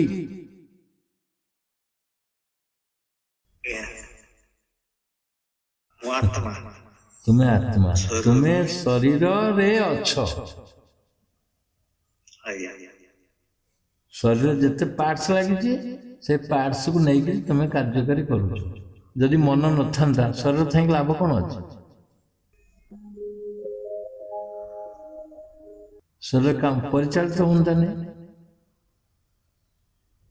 ଶରୀର ପରିଚାଳିତ ହୁଅନ୍ତାନି ମନ ନଥିଲେ। ପ୍ରାଣ ନଥିଲେ, ମନ ସେ ପ୍ରାଣ ନାହିଁ, କଣ କରିବ?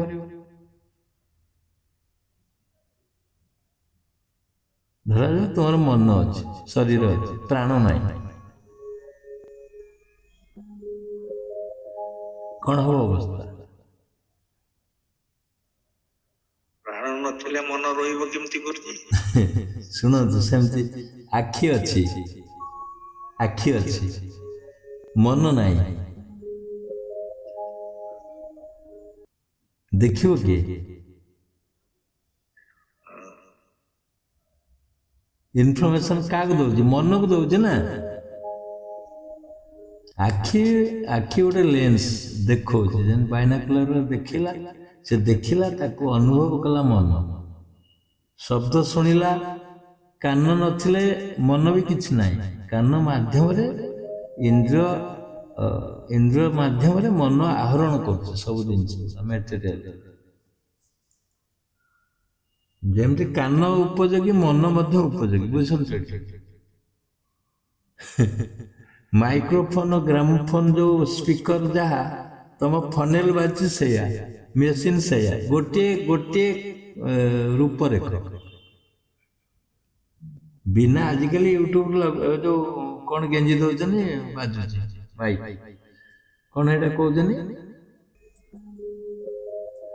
जो रेकर्ड बाजुला आगे गाथानी बुलूला तारे कंटा लगुला गीत बाजुला कौटी फनेल बाजुला खाली फनेल रही लाभ कौन अच्छी गीत बाजो कि जदि गोल चक्री बा जो रेकर्ड रेकर्ड नथियो कंटा नथियो बाजो कि मनर कॉम्बिनेशन सब सेगुड़ा अच्छा मन द्वारा जो इंद्रिय माने परिचालित होचन बा इंद्रिय माने सुराग दौचन मन ये संपूर्ण सेट तुमठो अलग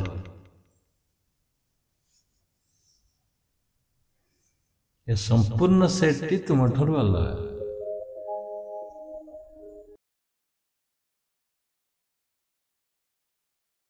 क्लियर है तथापि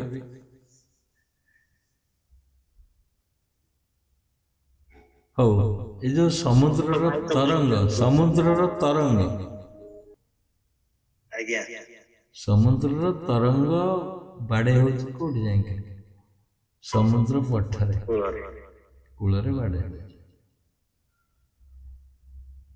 समुद्र ठारू समुद्र ताको अलगा कर दिया तरंग कौचे आम लहड़ी कौचे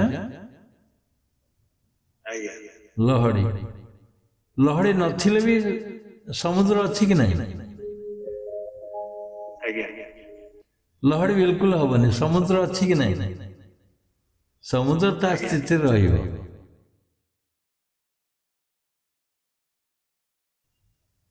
समुद्र ता स्थिति रही समुद्रर फोर्स हुए तो माने तरंग सृष्टि करुच्ची आसेट्स पाई तार गर्जन पाई बा तार काम पाई सृष्टि करुच्ची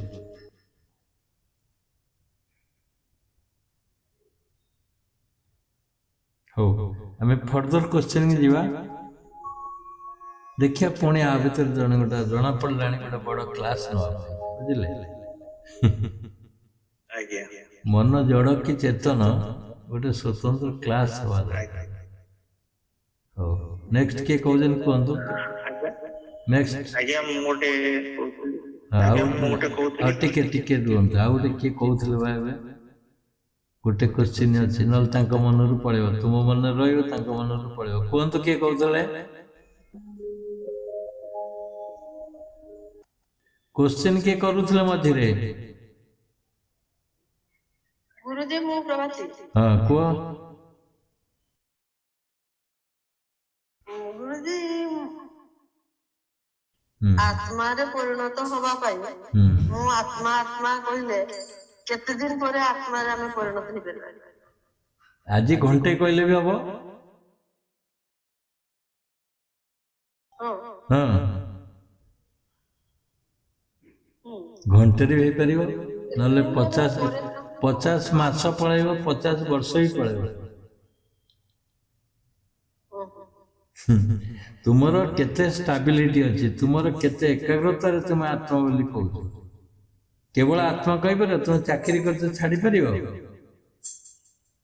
आत्मा कहियो भितरे तुम चाकरी ऑफर आछो स्कूल को जीवनी किछि करिवनी खाली आत्मा रे जप करियो घरे बसी छाड़ी परिबो ताले शीघ्र समाधि हो मु एबे रिसेंट कहि चाकरी छाड़िया पड़ियो तुम किछि भी करिवनी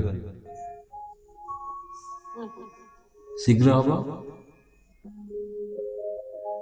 अन्य किसी चिंता करिवनी जदि केवल मु आत्मा रूप रे रहिबो अवस्थान करियो तुम आत्मा स्वरूप हबो ही हबो तमे नई रे बुड़िया को जाउछो नई रे बुड़ीबो तो पानी धरिबो निश्चित आ तुम पर्वत पर रही के जदि कहबो नई मोठे बाजी जाऊ आसी संभव कि हबो तमे नई रे बुड़ मारिया को जाउछो माने बुड़ीबो आत्मा रे बुड़ मारुछो माने ही आत्मा हे जे आत्मा स्वरूप हे जे आ नई पठार रही के जदि कह मु गाधेबी जीवनी जमा नई भीतर तुम ओदा हब कि ओदा हब हे परिबो ना ତେଣୁ ପୂର୍ଣ୍ଣ ପୂର୍ଣ୍ଣ ଭାବରେ ଯେତେବେଳେ ତୁମେ ଆତ୍ମ ସ୍ୱରୂପରେ ଅବସ୍ଥାନ କରିବାକୁ ଚାହୁଁଛ ବା ଆତ୍ମା ରୂପରେ ରହିବ, ଆଉ ସବୁ ଛାଡ଼ିବାକୁ ପଡ଼ିବ। ଚାକିରି କଲେ କିଛି ନାହିଁ, ଚାକିରି ଗଲେ ବି ଭାବୁଥିବ ମୁଁ ଆତ୍ମା ସ୍ୱରୂପ। ରାମକୃଷ୍ଣ ପରମହଂସଙ୍କ ପାଖକୁ ଜଣେ ଗଲେ, ଜାଣିକିରି କଲେ ଯେତେବେଳେ ସାଧୁ ସନ୍ଥ ଜଣେ ଆଉ କିଛି ପ୍ରଶ୍ନ କରିବା ପାଇଁ ଗଲେ, କହିଲେ ଆଜ୍ଞା ମୁଁ କେମିତି ସମାଧିସ୍ଥ ହେବି, ମୁଁ କେମିତି ନିଜର ସ୍ୱରୂପକୁ ଦେଖିବି। ସେଠୁ ରାମକୃଷ୍ଣ ପରମହଂସ ଅତି ସରଳ, ସେଠୁ ସିଏ କ'ଣ କହିଲେ ଆସ ଦେଖିବୁ, କହିକି ନେଇଗଲେ ନଈ କୂଳକୁ ନେଇ ଯାଇକି ତାକୁ ଅଧା ପାଣିକି ନେଇକି ତାକୁ ମାଡ଼ି ବସିଲେ। କାହାକୁ? ସେ ବ୍ୟକ୍ତିକି ମାଡ଼ି ବସିଲେ। ସେଠୁ ଯେମିତି ମାଡ଼ି ବସିଲେ, ଏ ତ ଆଉ ବଳ ନାହିଁ ଉଠିବା ପାଇଁ। ରାମକୃଷ୍ଣ ପରମହଂସ ମାଡ଼ି ବସିଛନ୍ତି, ତାକୁ ବେକକୁ ମୁଣ୍ଡକୁ ମାଡ଼ି ବସିଛନ୍ତି ନଈ ଭିତରେ। ସେଠୁ ସେ ଉଠିବାକୁ ଚେଷ୍ଟା କରିବେ, ରାମକୃଷ୍ଣ ପରମହଂସ ମାଡ଼ିବାକୁ ଚେଷ୍ଟା କରିବେ, ଜମା ଉଠେଇ ଦେଲେ। କିଛି ସମୟ ପରେ ବହୁତ ଜୋର ମାନେ ଯେତେବେଳେ ବଳ ପ୍ରୟୋଗ କଲା, ସେ ଲୋକଟା ଉଠିଗଲା। ଉଠିଗଲା ପରେ ସେଠୁ ରାମକୃଷ୍ଣ ପରମହଂସକୁ କହୁଛନ୍ତି, ମୁଁ ଭାବୁଥିଲି ଆପଣ ଜଣେ ମହାନ ବ୍ୟକ୍ତି, ଆଉ ମୋତେ ସମାଧି ଅବସ୍ଥା କରେଇଦେବେ, ଆଉ ମୋତେ କ'ଣ ମାରିବାକୁ ବସିଲେଣି ନଈ ଭିତରେ। ରାମକୃଷ୍ଣ ପରମହଂସ ଅତି ସରଳରେ କହିଲେ ଆରେ ମୁଁ ଯେତେବେଳେ ମାଡ଼ି ବସିଥିଲି ତୁ କ'ଣ ଚାହୁଁଥିଲୁ?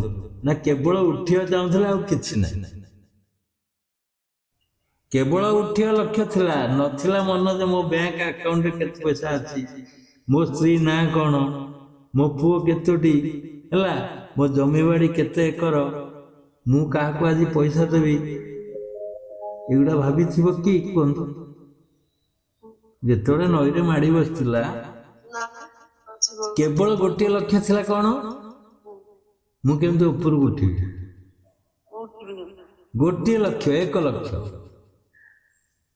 ରାମକୃଷ୍ଣ ପରମହଂସ ସିଧା ଉତ୍ତର ଦେଲେ, କହିଲେ ଏଇଭଳି ଭାବରେ ସୃଷ୍ଟି ହବ, ତୁ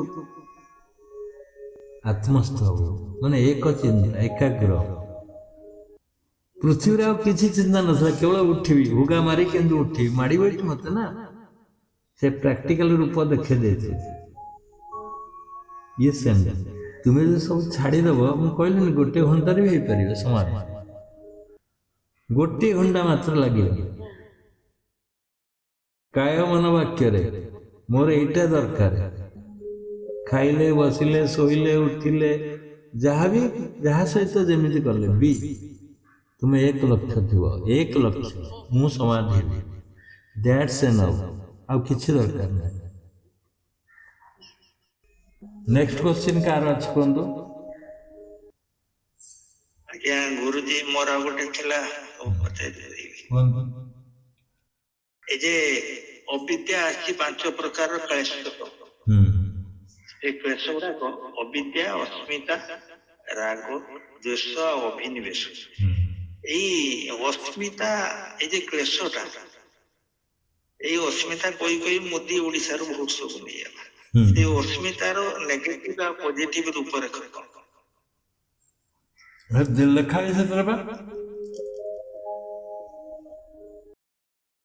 ଏଇଟା ଲେଖା ହେଇଛି, ଯୋଉ ଅସ୍ମିତାର ଭାବ ଲେଖା ହେଇଛି, ଦେଖିବେ ବହିରେ। ଅସ୍ମିତାର ଭାବ ହଉଛି ଲେଖା ହେଇଛି ଅହଙ୍କାର। ଆଉ କ'ଣ ଲେଖା ହେଇଛି? ଅହଙ୍କାର ଲେଖା ହେଇଛି। ଆଉ କ'ଣ ଲେଖା ହେଇଛି? ଅହଙ୍କାର 2 ଟାଇପର। ଅହଙ୍କାର ଲେଖା ହେଇଛି 2 ଟାଇପର, ଗୋଟେ ହଉଛି ପଜିଟିଭ, ଗୋଟେ ହଉଛି ନେଗେଟିଭ।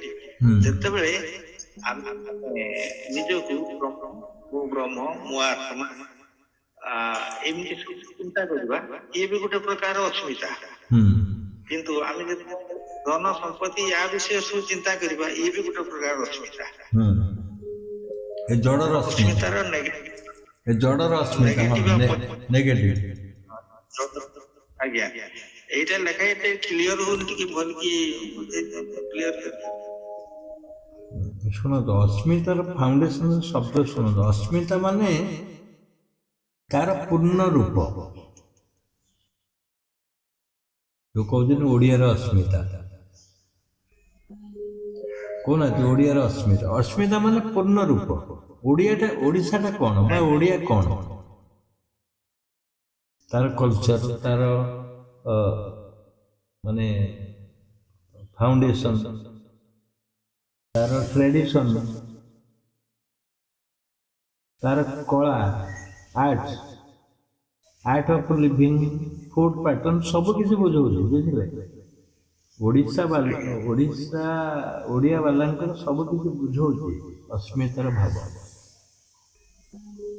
ତେଣୁ ଆତ୍ମାର ଅସ୍ମିତା ଆସିଲା ମାନେ ହିଁ ଓଙ୍କାର ଆସିବ। ଆତ୍ମାର ରୂପରେଖ ହିଁ ହଉଛି ଓଙ୍କାର। ମାନେ ଓଙ୍କାର ନାମରେ ଡାକିଲେ ଆତ୍ମା ଆସିବ। ତସ୍ୟ ବାଚକ ପ୍ରଣବ। ତେଣୁ ସ୍ୱୟଂ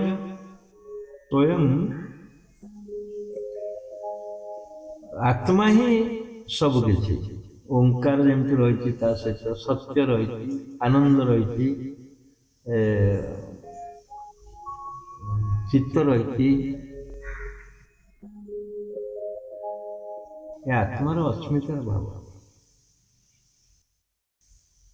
ସ୍ୱୟଂ ଯୋଉ କମ୍ବିନେସନ ଧରିକି ରହିଛି, ସେଇଟା ହିଁ ତାର ଅସ୍ମିତାର ଭାବ।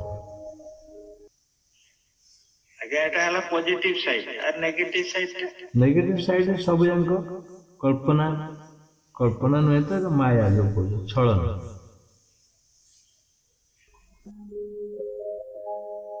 ମୁଁ ବ୍ରହ୍ମ ନୁହେଁ, ମୋ ଦେହ ଭାବ ଆସିଲେ ସେଇଟା ଅପୋଜିଟ ଆସିବ, ରିଭର୍ସ ହବ। ମାନେ ସୃଷ୍ଟି ଏବଂ ସ୍ରଷ୍ଟା ହେଲା ସେଇଟା, ଏଇଟା ହଉଛି ସୃଷ୍ଟି। ତାର ଚତୁଃପାର୍ଶ୍ୱରେ ଯାହା ସବୁ ଅଛି, ପାର୍ଥିବ ଜଗତ। ଆତ୍ମା ହେଲା ସ୍ରଷ୍ଟା, ହଁ, ଆଉ ସୃଷ୍ଟି ହେଲା ପାର୍ଥିବ ଜଗତ। ପାର୍ଥିବ ଜଗତ। ଆଉ ପୁରା ସ୍ରଷ୍ଟା ଆଉ ସୃଷ୍ଟି ଭିନ୍ନ ନୁହେଁ। ଭିନ୍ନ ନୁହେଁ କେମିତି? ଭିନ୍ନ କେମିତି ନୁହେଁ?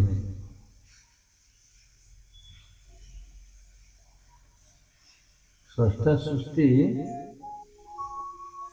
ଭିନ୍ନ କେମିତି ନୁହେଁ? ଆଚ୍ଛା, ସୃଷ୍ଟିଟା ସ୍ରଷ୍ଟା ହେଇପାରିବ କି? ସୃଷ୍ଟିଟା ସ୍ରଷ୍ଟା ହବନି, କିନ୍ତୁ ସ୍ରଷ୍ଟା ସୃଷ୍ଟି କରିପାରିବ। ସିଏ ସୃଷ୍ଟି କରିକି ତା କଣ କଣରେ ରହିଛନ୍ତି, ସେ ସବୁ ସ୍ଥାନରେ ରହିଛନ୍ତି। ଏହା କୁହାହଉଛି ନା ଅଂଶ ତା ଯେହେତୁ ସୃଷ୍ଟି କରିଛି, ସେ ରହିନାହାନ୍ତି।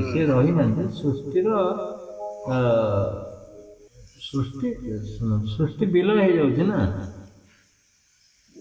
ପରମାନେଣ୍ଟ ନୁହେଁ। ଇଏ ପରମାନେଣ୍ଟ। ଦେଖନ୍ତୁ ପାର୍ଥକ୍ୟ ଦେଖନ୍ତୁ, ଇଏ ରହିଲା ଚିରନ୍ତନ, ସିଏ ଚିରନ୍ତନ ନୁହେଁ। ତେଣୁ ସମାନ କେମିତି ହବ? ସମାନ ହବନି କେବେ। ସ୍ରଷ୍ଟା ସୃଷ୍ଟି।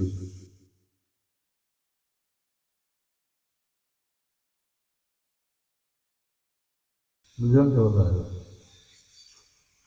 ଆଜ୍ଞା, ଏ ଭାଗବତର ଟିକେ ଗୋଟେ ଜାଗାର କ୍ରିଟିକାଲ ଜିନିଷ। ହଁ, ଭାଗବତରେ ସେଇଟା ତମେ ପାଇବା କଷ୍ଟ। ଭାଗବତ ବି କେତେ ଜାଗାରେ ମୁଁ ଦେଖିଛି ରଙ୍ଗ ପ୍ରେଡିକ୍ସନ ଅଛି। ମତେ ବି ଠିକ ଲାଗେନି କେତେ ଜାଗାରେ। ଦେଖୁଛି ସ୍ରଷ୍ଟା ସୃଷ୍ଟି ଭିନ୍ନ, ଜୀବ ପରମ ଭିନ୍ନ। ଜୀବ ପରମ ଭିନ୍ନ ନୁହେଁ, ପୁଣି ଭିନ୍ନ। ନା ତ ଗୋଟେ ରହିଥାନ୍ତା। କମ୍ପାରେଟିଭଲି ଅଲଗା ରହୁଛନ୍ତି। କମ୍ପାରେଟିଭଲି ଯେତେବେଳେ ଜୀବଟା ଶିବ ହେଇଯାଉଛି, ଯେତେବେଳେ ଜୀବଟା ସ୍ୱୟଂ ଆତ୍ମା ହେଇଯାଉଛି, ଆତ୍ମ ରୂପ ନଉଛି। ଯେତେବେଳେ ନ ରହୁଛି ଗଛ ମଞ୍ଜି ଭଳିଆ, ଗଛ ମଞ୍ଜି ଭିତରେ ତଫାତ ନାହିଁ। ଆଜ୍ଞା ହଁ, ଆପଣ ଯେ ଟିକେ ଆଗରୁ ଉଦାହରଣ ଦେଲେ, ଯେତେ ପର୍ଯ୍ୟନ୍ତ ତରଙ୍ଗ ସମୁଦ୍ରର ଅଂଶ, ଯେତେବେଳେ ତରଙ୍ଗ ହେଇକି ଅଛି, ଆମେ କହୁଛେ ତରଙ୍ଗ, କିନ୍ତୁ ସେଟା ସମୁଦ୍ର ନୁହେଁ କି? ସେଟା ସମୁଦ୍ର, କିନ୍ତୁ ସେ ବର୍ତ୍ତମାନ ତରଙ୍ଗ ହଉଛି। ଯେତେବେଳେ ଶାନ୍ତ ହେଇଯାଉଛୁ, ସେ ପୁରା ସମୁଦ୍ର ହେଇଯାଉଛୁ। ତାହେଲେ ତରଙ୍ଗଟା ତାର ସ୍ୱତନ୍ତ୍ର ଅସ୍ତିତ୍ୱ ଅଛି ନା ସେ ସମୁଦ୍ର? ସମୁଦ୍ରର ତରଙ୍ଗଟା ସମୁଦ୍ରର ସୃଷ୍ଟି ହଉଛି, ଯେମିତି ଫଟକା ସୃଷ୍ଟି ହେଲା, ଫଟକା ତରଙ୍ଗ ସୃଷ୍ଟି ହେଲା, ଫଟକା ନଷ୍ଟ ହେଇଯାଉଛି, ଫଟକା ଯୋଉ କହୁଛୁ, ତରଙ୍ଗରେ ହଜାର କୋଟି ଫଟକା ନଷ୍ଟ ହେଇଯାଉଛି। ସେମିତି ସମୁଦ୍ର ଅଛି, ଲହଡ଼ି ସୃଷ୍ଟି ହଉଛି, ସମୁଦ୍ରରୁ ସୃଷ୍ଟି ହଉଛି।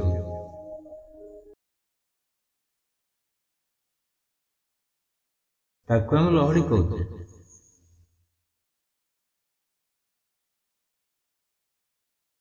ଆମେ ଲହଡ଼ି ସମୁଦ୍ର ଭିତରେ ଯଦିଓ ପାର୍ଥକ୍ୟ ନାହିଁ, ତଥାପି ପାର୍ଥକ୍ୟ ଅଛି। ଆମେ ଲହଡ଼ି କାହିଁ କହୁଛୁ?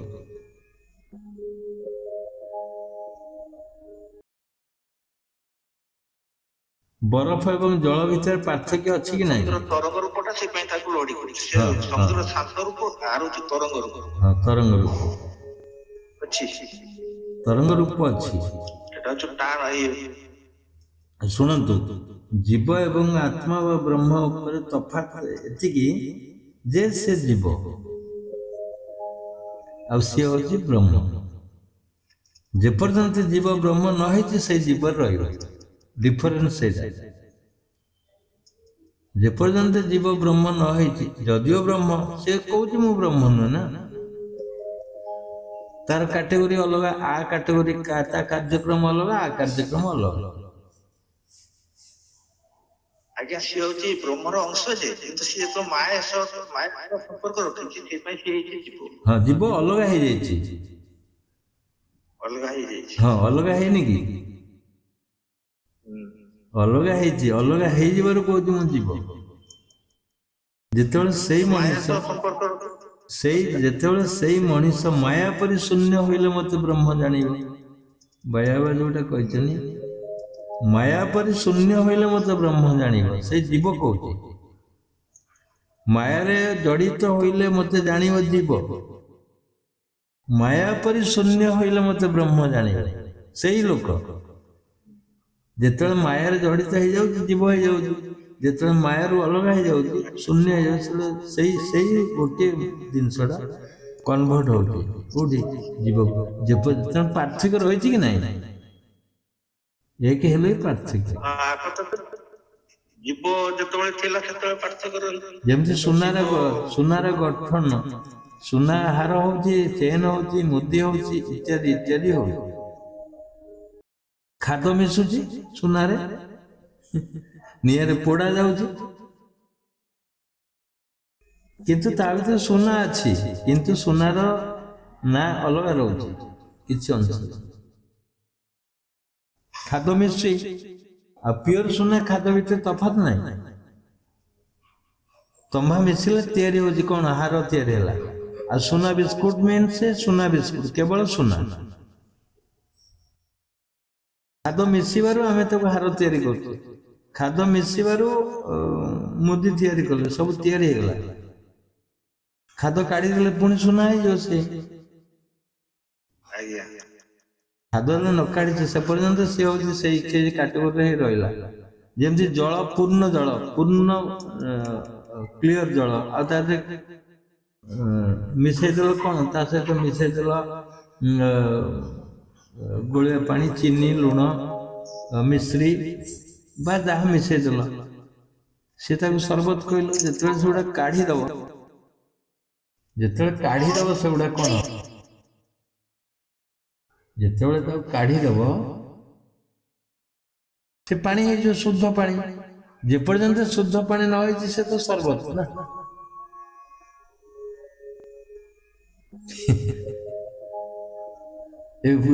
କ୍ଲିୟର ହଉଛି କି ନାହିଁ? ଆସ୍ତେ ଆସ୍ତେ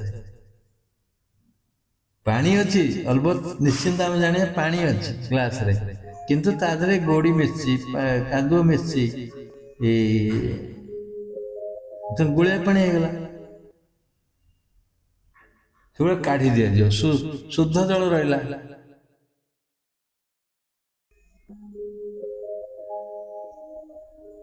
ତେଣୁ ମାୟାରେ ଯେତେବେଳେ ସେଇ ଜୀବ ମାୟାରେ ଯେତେବେଳେ ଜଡ଼ିତ ହେଇଯାଉଛି ସେ ଖାଦ ମିଶିଗଲା ତା ଦେହରେ। ଯଦିଓ ବ୍ରହ୍ମ ଅଛି ତଥାପି ଖାଦ ଅଛି। ସେମିତି ବିଶ୍ୱ ଜଗତ ସ୍ରଷ୍ଟା ଏବଂ ସୃଷ୍ଟି ଭିନ୍ନ ଭିନ୍ନ ନହେଲେ ବି ଅଭିନ୍ନ ମାନେ ଭିନ୍ନ।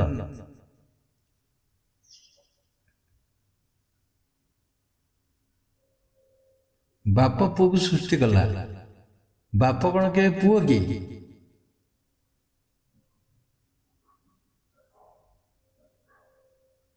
ବାପ କେବେ ପୁଅ ନୁହନ୍ତି, ପୁଅ ସ୍ୱତନ୍ତ୍ର ଅଲଗା ଅଛି, କିନ୍ତୁ ସୃଷ୍ଟି କିଏ କଲା? ବାପା କଲା। ସ୍ରଷ୍ଟା କେବେ ସୃଷ୍ଟି ନୁହେଁ।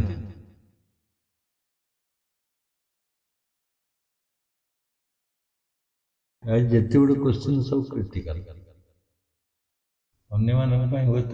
ତାହେଲେ ଗୁରୁଜୀ ତାହେଲେ କୁହାହେଇଛନ୍ତି ମମ ବାଂଶ ଜୀବ ଲୋକେ ଜୀବ ଭୂତା ସନାତନ, ମୋର ଅଂଶ ଏ ଜୀବ ସେ ହଉଛି ସନାତନ।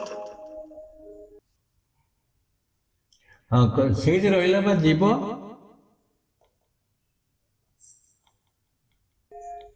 ଯଦି ମୁଁ ଏକ ଅଛି ତାହେଲେ ଜୀବର ପ୍ରଶ୍ନ କାହିଁ ଉଠିବ?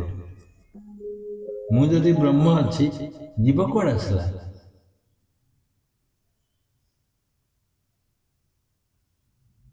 ତାହେଲେ ଗୁରୁଜୀ ଲାଇନ ଟା ଗୀତାର ତ ମାନେ ଅସୁବିଧା କରୁଛି। ମମ ବାଂଶ ଜୀବ ଲୋକେ ଜୀବ ଭୂତା ସନାତନ, ଜୀବକୁ ସେ ସନାତନ ସନାତନ କୁହାଯାଇଛି। ସନାତନ କୁହାଯାଇଛି, ଅବିନାଶୀ ବ୍ରହ୍ମ କୁହାଯାଇଛି। ତା ମାନେ ନୁହେଁ ଯେ ସେ ସେଇଆ ପୂର୍ଣ୍ଣ ରୂପ। କାର ଅଛି, ବିଭିନ୍ନ ପ୍ରକାର କାର ଅଛି, ଇଞ୍ଜିନ ଅଛି, ସବୁ ଅଛି। ମର୍ସିଡିଜ କାର ଅଛି, ସେ ଯୋଉ ହାଇକ୍ରସ୍ ଅଛି, ସେ କଣ ସେଇଟା ନୂଆ ନୂଆ ଗାଡି ସବୁ ବାହାରିଲା। ଗୋଟିଏ ରୂପରେ କହିବାକୁ ଗଲେ କାର ସବୁ ଯାକ ଗାଡି ଅଛି, ଇଞ୍ଜିନ ଅଛି, କିନ୍ତୁ ତାର ଡିଜାଇନ ଚେଞ୍ଜ ଅଛି। ତୁମେ ହିଟର କାହିଁ କହୁଛ? ପୁଣି ଟ୍ୟୁବଲାଇଟ୍ କି ଟ୍ୟୁବଲାଇଟ୍ କାହିଁ କହୁଛ? ଟ୍ୟୁବଲାଇଟ୍ ସେ ହିଟର କହିପାରିବା। ଜିରୋ ପାୱାର ବଲ୍ବ ବି ଜିରୋଟାକୁ ବି ହିଟର କହିପାରିବା। କିନ୍ତୁ ଜିରୋ ପାୱାରରେ ଯୋଉ କରେଣ୍ଟ, ହିଟରରେ ସେଇ କରେଣ୍ଟ, ଟ୍ୟୁବଲାଇଟରେ ସେଇ କରେଣ୍ଟ, ସେମ୍ କରେଣ୍ଟ।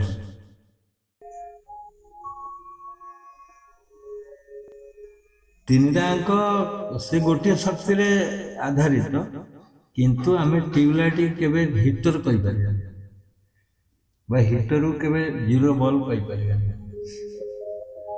ତେଣୁ ସେ ଜୀବ ରୂପରେ ସନାତନ, ତା ମାନେ ସେଇ ଶକ୍ତି ଅଛି, ତାଙ୍କ ଭିତରେ ସେଇ ଶକ୍ତି ଅଛି। ଶକ୍ତି ସମାନ କିନ୍ତୁ ତା ଆଧାର ସମାନ ନାହିଁ। ଫିଲାମେଣ୍ଟ ସମାନ ନାହିଁ,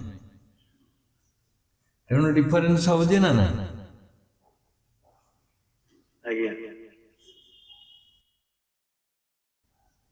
ଦୁଇଟା ବା ଏଣେ କହିଲ ସାଜୁଜା ସଖ୍ୟାଂ ସମାନ ବୃକ୍ଷଂ ପରିଶେଷ ଜାତ।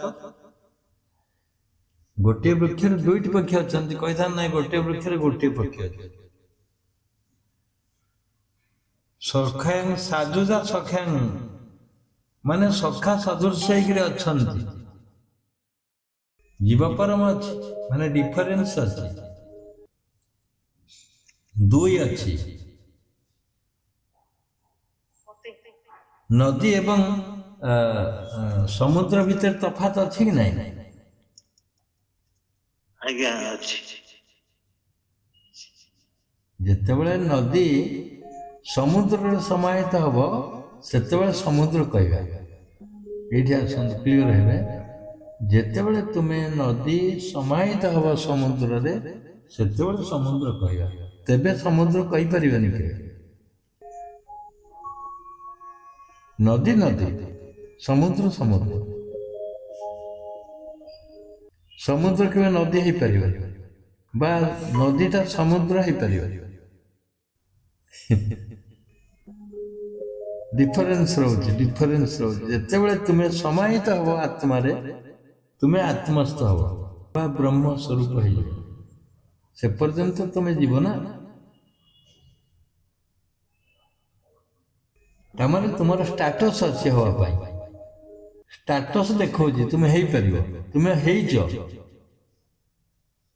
ତା ଅର୍ଥ ନୁହେଁ ଯେ ତୁମେ ବ୍ରହ୍ମ କହିଲା ବେଳକୁ ତୁମେ ସକାଳୁ ଉଠୁଛ ମୋର ରୋଗ, ମୋର ଅମକ, ମୁଁ ଗରିବ, ମୁଁ ଅକିଞ୍ଚନ, ମୁଁ ଏତେ କାମ କରିପାରିବି, ମୋ ଦ୍ୱାରା କଣ ସମ୍ଭବ? ଯେଉଁ ବ୍ୟକ୍ତି ଏ କଥା କହୁଛି ସେ କେମିତି ବ୍ରହ୍ମ? କିନ୍ତୁ ବ୍ରହ୍ମ ଅଛି। କିନ୍ତୁ ବ୍ରହ୍ମ ଅଛି ତା ଭିତରେ। ବ୍ରହ୍ମ ସହିତ ଅଲଗା ଆଇଟମ ଅଛି, ମାୟା। ଏଇ ଯେମିତି କହିଲେ ମୁଁ କେତେ ସମୟ ଭିତରେ ସମାଧି ଦେବି, 1 ଘଣ୍ଟାରେ ହେଇପାରିବ। ଛାଡ଼ ସବୁ, ଲିଭ୍ ଇଟ୍। ଛାଡ଼ିପାରିବ?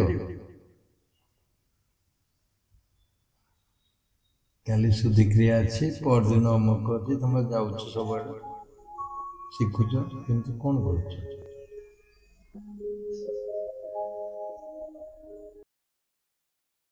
ଆତ୍ମା ଏବଂ ବ୍ରହ୍ମ ଭିତରେ ତଫାତ ନାହିଁ କି? କୁହନ୍ତୁ।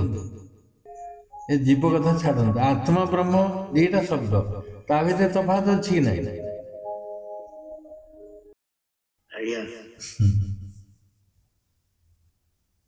ଆତ୍ମାଟା ତା ପୋଷ୍ଟଟା,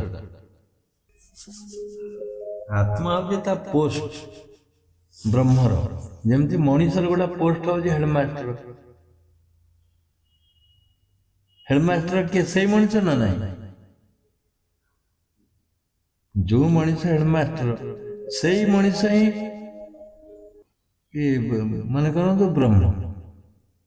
ବ୍ରହ୍ମର ପୋଷ୍ଟ ଆତ୍ମା, ମଣିଷର ପୋଷ୍ଟ ହଉଛି ହେଡମାଷ୍ଟର। ତାକୁ ଆମେ ହେଡମାଷ୍ଟର କହୁଛେ।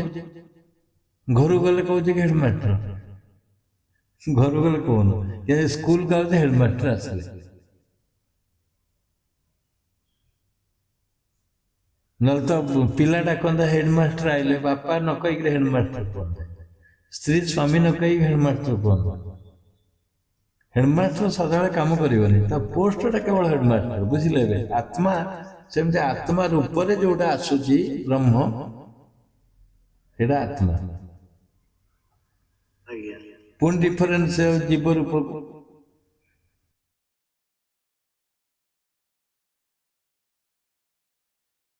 ଜୀବ ଆତ୍ମା ବ୍ରହ୍ମ ଏକ ହେଲେ ବି ପୁଣି ଅଲଗା। ଜୀବ ଆତ୍ମା ବ୍ରହ୍ମ, ବରଫ ପାଣି ଏବଂ ବାଷ୍ପ ସମାନ କି? ପୁଣି ବି ସମାନ। ପାଣିର ବିଭିନ୍ନ ରୂପ। ସେଇ ପାଣିଟା ବରଫ ହେଇଯାଉଛି, ସେଇ ପାଣିଟା ଜଳ ତରଳ ରହୁଛି, ସେଇ ପାଣିଟା ବାଷ୍ପ ଗରମ କଲେ ଅଗ୍ନି ରୂପରେ, ବାଷ୍ପ ରୂପରେ ଆକାଶକୁ ଯାଉଛି। ଆକାଶକୁ ଯିଏ ଗଲା ସେ ବି ପାଣି, ବରଫ ଭିତରେ ପାଣି, ଆଉ ତଳ ଅବସ୍ଥାରେ ଯୋଉ ରହିଛି ପୋଖରୀରେ ବା ନଈରେ ସେ ବି ପାଣି। ପାଣି ସବୁଥିରେ ଅଛି, କିନ୍ତୁ ଆକାରରେ ନାନା ରୂପ ଧରେ। ଏକଇ ବସ୍ତୁ ତା ଭିତରେ ଆକାରରେ ନାନା ରୂପ। ତେମନ୍ତ ଜୀବ ଆତ୍ମା ବ୍ରହ୍ମ ଏକଇ ବସ୍ତୁ ଭିନ୍ନ ନାମ। ଯୋଉ କୁହାଯାଇଛି ଗୋଟିଏ ବସ୍ତୁ ଭିନ୍ନ ନାମ। ନାଟା କଣ ବେକାର କି? ବରଫ ମାନେ ବରଫ। ଯେମିତି ମୁଁ କହିଲି ହିଟର ଭିତରେ ଯୋଉ କରେଣ୍ଟ ଅଛି, ଫିଲାମେଣ୍ଟ ଅନୁସାରେ ସେ ଜଳୁଛି। ଟ୍ୟୁବଲାଇଟ ଭିତରେ ବି ଯୋଉ କରେଣ୍ଟ ଅଛି ସେଇ କରେଣ୍ଟ, କିନ୍ତୁ ତାର ଫିଲାମେଣ୍ଟ ଅନୁସାରେ ଜଳୁଛି। ଏଠି ଲିଚୁ ଲାଇଟ, ଛୋଟ ଲାଇଟ, ତା ଭିତରେ ବି ସେଇ କରେଣ୍ଟ ଅଛି, ସେମ୍ କରେଣ୍ଟ ପ୍ରୋଭାଇଡ କରୁଛି, କିନ୍ତୁ ଡିଫରେଣ୍ଟ ଲାଇଟ୍ ଆସୁଛି। ସେ ଡିଫରେଣ୍ଟ ଲାଇଟ୍ଟା ହିଁ ହଉଛି ଜୀବ। ବୁଝିଲେ? ଡିଫରେଣ୍ଟ ଲାଇଟ୍ ହଉଛି ଜୀବ, କିନ୍ତୁ କରେଣ୍ଟ ଏକ ଅର୍ଥରେ ଗଲେ ସମାନ, ଏକ ଅର୍ଥରେ ଗଲେ ବି ପୁଣି ଭିନ୍ନ। ଭିନ୍ନ ହେଲାନି କି? ତମେ ହିଟରକୁ କେବେ କହୁନା କରେଣ୍ଟ ବୋଲି, ଟ୍ୟୁବଲାଇଟ୍ କେବେ କହିବେନି କରେଣ୍ଟ। ଯଦି ସମାନ ଅର୍ଥରେ କହିବ କରେଣ୍ଟ କହିପାରିବନି, ଲିଚୁ ଲାଇଟ୍ ବି କରେଣ୍ଟ କହିପାରିବନି। ଡିଫରେଣ୍ଟ ନାଁ ଦିଆହେଇଛି। ଶକ୍ତି ଏକ ପ୍ରବାହିତ ହଉଛି, ତୁମ ଭିତରେ ସେ ଶକ୍ତି ପ୍ରବାହିତ ହଉଛି, ତାଙ୍କ ଭିତରେ ସେ ଶକ୍ତି ପ୍ରବାହିତ ହଉଛି, XYZ ଭିତରେ ହଉଛି।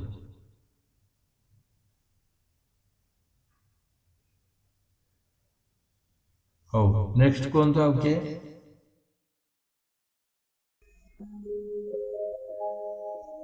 ହ୍ୟାଲୋ ବାବା। ହଁ କୁହନ୍ତୁ। ହ୍ୟାଲୋ। ହଁ ହ୍ୟାଲୋ। ମୁଁ ଆର୍ଥ କହୁଛି। ବାବା, ଅଲେଖ ନିରଞ୍ଜନ, ନିରଞ୍ଜନର ଅର୍ଥ ହଉଛି ନିଷ୍କଳଙ୍କ। ହଁ ସେ ନିରଞ୍ଜନର ଅର୍ଥ ସେ ଅଲେଖ ପାଖରେ ଲାଗୁଛି, କିନ୍ତୁ ଆଉ ଧର ରାମ କୃଷ୍ଣ ଯେତେ ଦେବାଦେବୀ ଅଛି ତାଙ୍କ ପାଖରେ ଲାଗୁନି କାହିଁ, କଣ ପାଇଁ? ଏଇଟା ମୋର ଟିକେ କହିଛ। ନିରଞ୍ଜନ ଅର୍ଥ ହଉଛି ନିଷ୍କଳଙ୍କ, ଅଲେଖ ପାଖରେ ଲାଗୁଛି, ଆଉ ଅଲଗା ପାଖରେ ଲାଗୁନି କାହିଁ? ଅଲେଖ ନିରଞ୍ଜନ କହୁଛନ୍ତି ଲୋକ। ରାମ ଯଦି ଶୁଦ୍ଧାତ୍ମା ନିରଞ୍ଜନ କାହିଁ ଲାଗିବ? ରାମ ନିରଞ୍ଜନ କାହିଁ ଲାଗିବ? କୃଷ୍ଣ ନିରଞ୍ଜନ କାହିଁ ଲାଗିବ? ଆଉ ଅଲଗା ଦେବାଦେବୀ ପାଖରେ କାହିଁ ଲାଗୁନି? ଅଲେଖ କଥା ଲାଗୁଛି କାହିଁ? ଅଲେଖ ଲଗେଇଛନ୍ତି, ଲାଗୁନି। ସେଇ ସଂସ୍ଥାର ଲୋକମାନେ ଲଗେଇଛନ୍ତି। ହଁ ଲଗେଇଛନ୍ତି, ଆଜ୍ଞା ଆଜ୍ଞା, ହଁ ଆଚ୍ଛା ଆଚ୍ଛା ସେମାନେ ଲଗେଇଛନ୍ତି। ଆଚ୍ଛା ଆଚ୍ଛା। ଯେମିତି ମତେ କାଲି ନା ପରଦିନ ମତେ ଏଇ ଯୋଉ ମାନେ ଆଶ୍ରମ ଯୋଉ ଯାଇଥିଲି, କାମ ହଉଥିଲା ଏଇ 2-4 ଦିନ ଭିତରେ ଜଣେ ଟେଲିଫୋନ କଲେ, ବାଲିଆପାଳ ନା କୋଉଠି, ସେଇ ବାଲେଶ୍ୱର। ହଁ କହିଲେ ପରମହଂସ କାହିଁକି ଲାଗିଛି? ପରମହଂସ ମାନେ କଣ? ପରମହଂସ ମାନେ କଣ? ସେଇ ହିଁ ପରମହଂସ। ପରମହଂସ ମାନେ କଣ? ମାନେ ଯେମିତି ରାମକୃଷ୍ଣ ପରମହଂସ ଲାଗିଛି, ଯେତେ ପରମହଂସ ଲାଗିଛି। ମୁଁ କହିଲି ଶିବମୁନି, ଯେମିତି ଇଏ କହିଲେ ସେ ମୁନି ସମାଜ ଲୋକ, ମୁଁ କହିଲି ଶିବମୁନି ପରମହଂସ ଲାଗିନି, ସେ ତ ହଉଛି ପରମହଂସ ଠାରୁ ଆହୁରି ପରମହଂସ। ଯୋଗର ଅତି ମାନସ ସ୍ତରକୁ ଯାଇଛନ୍ତି। ମୁଁ ଜାଣିବାରେ ଯୋଗ ଏମିତି କିଛି ମାନେ ନାହିଁ ଯୋଗର ଯୋଉଟା ସେ ନ କରିଛନ୍ତି। ତାଙ୍କ ସିଦ୍ଧାନ୍ତ, ତାଙ୍କ ସିଦ୍ଧି, ତାଙ୍କର ସବୁ କିଛି ଆମେ ଅନୁଭବ କରୁଛୁ ପ୍ରତ୍ୟକ୍ଷ ଭାବରେ। ତେଣୁ ସେ ତ ପରମହଂସ ଠାରୁ ଆହୁରି ପରମହଂସ ଲଗେଇଥାନ୍ତି, ସେ ମହାରାଜ କାହିଁ ଲଗେଇଲେ? ଆଚ୍ଛା, ମୁଁ ଯେତେବେଳେ ରିକ୍ସା ଅଟୋରେ ଆସିଲି, କାରରେ ଗଲି, ଅଟୋରେ ଗଲି, ଉତ୍ତରପ୍ରଦେଶ ଯାଇଥିଲି, ଟ୍ରେନରେ ଆସିଲି, ସମସ୍ତେ କହିଲେ ଟ୍ରେନ ଟିଟି ସହିତ ଆରମ୍ଭ କରିଗଲା ମହାରାଜ। ମୁଁ ଜାଣିନଥିଲି ମହାରାଜ କାହାକୁ କୁହନ୍ତି। ତାଙ୍କର ଷ୍ଟାଇଲ ଅଫ ଟକିଂ, ବୁଝିଲେ? ତାଙ୍କର ଉତ୍ତରପ୍ରଦେଶ ସମସ୍ତେ ମହାରାଜ କହିବେ। ଆମର ଓଡ଼ିଶାରେ ଯେମିତି କହୁଛନ୍ତି ବାବାଜୀ ମହାରାଜ, ସେମିତି ଏ ଦେଶ କାଳ ପାତ୍ରରେ ଲଗେଇ ଦେଇଛନ୍ତି। ତେଣୁ କୌଣସି ସଂସ୍ଥା, ପରମହଂସ ଦୟାନନ୍ଦ କି କଣ ଲଗେଇଛନ୍ତି, ପରମହଂସ ଲଗେଇ ଦେଇଛନ୍ତି ଆଡଜେକ୍ଟିଭ ଭଳି। ଦୟାନନ୍ଦ ସରସ୍ୱତୀ ଲାଗିଲା, ନିଶ୍ଚଳାନନ୍ଦ ସରସ୍ୱତୀ, ସେ ସବୁ ଲଗେଇ ଦେଇଛନ୍ତି ଆଡଜେକ୍ଟିଭ। ପରମହଂସ, ସେ କହିଲେ ପରମହଂସ ନା ଅଂଶ? ମୁଁ କହିଲି ଅଂଶ ନୁହେଁ, ହଂସ। ସେମିତି ଶିବମୁନି ମହାରାଜ ତ କେତେ ଉଚ୍ଚ ଶ୍ରେଣୀର, କିନ୍ତୁ ସେ ତ ପରମହଂସ ଲାଗିଲାନି। ତାମାନେ କଣ ସେ ପରମହଂସ ନୁହନ୍ତି? ମହାରାଜ କାହିଁ ଲଗେଇଲେ? ମହାରାଜ କହୁଛନ୍ତି। ସେମିତି ସେ ନିରଞ୍ଜନ ଲଗେଇଥିବେ, ଅଲେଖ ନିରଞ୍ଜନ ସୁବିଧା କି ଗୀତ ଲଗେ ହେଇଗଲା। ପୃଥିବୀକି ତୁମେ ମେଦିନୀ କହିଲେ ଅସୁବିଧା କଣ ହେଇଯାଉଛି? କିନ୍ତୁ ମେଦିନୀ କେହି କହୁନାହାନ୍ତି। ମେଦିନୀ କମ୍ପିବ, ବାସୁକି ଟଳିବ, ଗୀତ ଲେଖା ହେଇଛି, ବୁଝିଲେ? ଏ ଯୋଉ ବୈଷ୍ଣବ ନାଟକରେ। କିନ୍ତୁ ମେଦିନୀ କେହି ଲୋକ କହୁନାହାନ୍ତି। ତ ପୃଥିବୀ କହିବା କଷ୍ଟ, ବସୁଧା ବି କେହି କହୁନାହାନ୍ତି। କେତେ ନାଁ ଅଛି ପୃଥିବୀର। ବାବା, ଆପଣ ଯେଟା ପରମହଂସଟା ଯେ କହିଲେ, ସେଟା ସବୁ ଜାଗାରେ ଲାଗୁଛି, ମାନେ ଅଧିକାଂଶ ପ୍ରବଚନ ସେଟା କହୁଛି। ପରମହଂସର ଅର୍ଥ କଣ? ହଁ ପରମ ସେ ଶ୍ରେଷ୍ଠ, ପରମ ଅର୍ଥ ଶ୍ରେଷ୍ଠ। ନା କିଛି ଉପାଧି ଅଛି? ନା ଏ ଉପାଧି ସାବିତ୍ରୀ ଯଦି ବା ଅଛି, କିମ୍ବା ଶୁଣ ଉପାଧି ଯଦି ଅଛି ସିଏ ଦେଇଛନ୍ତି, ସେଇ ସଂସ୍ଥା ଗୁଡାକ ଦେଇଛି। ଉପାଧି ବ୍ୟାଧି ସେଇ ସଂସ୍ଥା ଦେଇଛନ୍ତି। ସଂସ୍ଥା ସବୁ ଥୋଇଦେବେ ଆଣିକିରି। ମହାମଣ୍ଡଳେଶ୍ୱର କଣ ତା ଅର୍ଥ? ଯେଭଳି ଆମର ପୁରୀର ଶଙ୍କରାଚାର୍ଯ୍ୟ ଅଛନ୍ତି, ଶଙ୍କରାଚାର୍ଯ୍ୟ ସେ ଅଛନ୍ତି। ଗୋଟେ ଏ ସେଇଭଳିଆ ପାରମ୍ପରିକ ତଥାକଥିତ ଉପାଧି, ବୁଝିଲେ? ଉପାଧି ସେଇ ଉପାଧି ମୁଁ ତ ଆଜି ଯାକେ ମୁଁ କହୁଛି ମୁଁ ସୁବର୍ଣ୍ଣ ସରିଗଲା। ନା ଉପାଧି ଅଛି ନା ବ୍ୟାଧି ଅଛି, କିଛି ନାହିଁ ଆମ ଠାରେ। ନା ମହାରାଜ କହୁଛୁ ଆମେ, ନା କିଛି କହୁଛୁ, କିଛି ନାହିଁ, ବୁଝିଲେ? କିଛି ନାହିଁ। ତୁମେ ଗୋଟେ ଭଲ ମଣିଷ ହୁଅ, ତମ ଉପାଧି ପହଞ୍ଚିବ। Respect yourself, you will be respected by others. ତୁମେ ଆଗେ ରେସ୍ପେକ୍ଟ କର ନିଜକୁ, ତାହେଲେ ଉପାଧି ଅଟୋମେଟିକ ଆସିବ। ଉପାଧି ପଛରେ ଗୋଡାନା, ଉପାଧି ଅଟୋମେଟିକ ଆସିବ। ମୁଁ ନିଜେ ଭଲ ବୋଲି କହିଲେ ହବନି। ମୁଁ ଯଦି ସେଟା ଲୋକ କହିବେ ଭଲ, ସେଇଟା ହଉ ଭଲରେ ପରିଣତ ହବ। ମୁଁ ନିଜକୁ ନିଜେ ଭଲ କହିଲେ ହବ? ନାଇଁ, ନିଜକୁ ନିଜେ ଆଗେ ମାନେ ଗଢି ତୋଳ, ନିଜକୁ ନିଜେ ଗଢି ତୋଳିବା କଥା। ତେଣୁ ନିରଞ୍ଜନ, ଆମେ ବି ନିରଞ୍ଜନ କହୁଛେ କି ନାହିଁ? ନିରଞ୍ଜନ ଅହಂ ଜଗଦୀଶ୍ୱର ଅହମ୍। ମୁନି ସମାଜ କହୁଛି ନିରଞ୍ଜନ କୁହ। ଶୁଦ୍ଧ ଅସି ବୁଦ୍ଧ ଅସି ନିରଞ୍ଜନସ୍ମି। ମଦାଳସା କହିଥିଲେ ତାଙ୍କ ପୁଅକୁ, ଶୁଦ୍ଧ ଅସି ବୁଦ୍ଧ ଅସି ନିରଞ୍ଜନସ୍ମି, ତୁ ନିରଞ୍ଜନ। ସଂସାର ମାୟା ପରିବର୍ଜ୍ୟତେ, ସଂସାର ସ୍ୱପ୍ନ ତେଜ ମୋହ ନିଦ୍ରା, ମଦାଳସ ବାକ୍ୟ ଉବାଚ ପୁତ୍ର। ये संसार होची मोह, ये निद्रा को त्याग करो, मोह निद्रा त्याग करो। निरंजन को निज, जो निरंजन प्रथम शुभ भावना रे शिव मुनि निरंजन अहम जगदीश्वर। जदि निरंजन सेठ लगे जगदीश्वर लगलानी कहीं? निरंजनम जगदीश्वरम सुशक्ति सामर्थ्य युक्त हम ईश्वर, निरामय हम अजर अमर सुसुंदर धनिक। माने सब एडजेक्टिव लगे दे। तुम्हें स्वयं माने शिव मुनि कहना मु केवल तुम्हें समति विषय हम परब्रह्म जुवा कुमार। आम जब कह निरंजन पाखे परम ब्रह्म लगे कहीं गले कहला, बुझिले? हाँ ठीक है। मूल्यवान क्वेश्चन थिला आज खाली क्रिटिकल क्वेश्चन। मो मुंड भी बेले बेले सेटिंग होगा पड़ुची, बुझिले? क्रिटिकल पूरा क्रिटिकल आज जिते सब पचरा है बहुत क्रिटिकल। धन्यवाद क्वेश्चन समस्त रखी दिया। 1:30 हेलानी तथापि आ गोटे दुईटी क्वेश्चन हो पार। प्रहलाद खोली तो कहब ना कौन? हाँ कहब ना भूल ले मु कहली?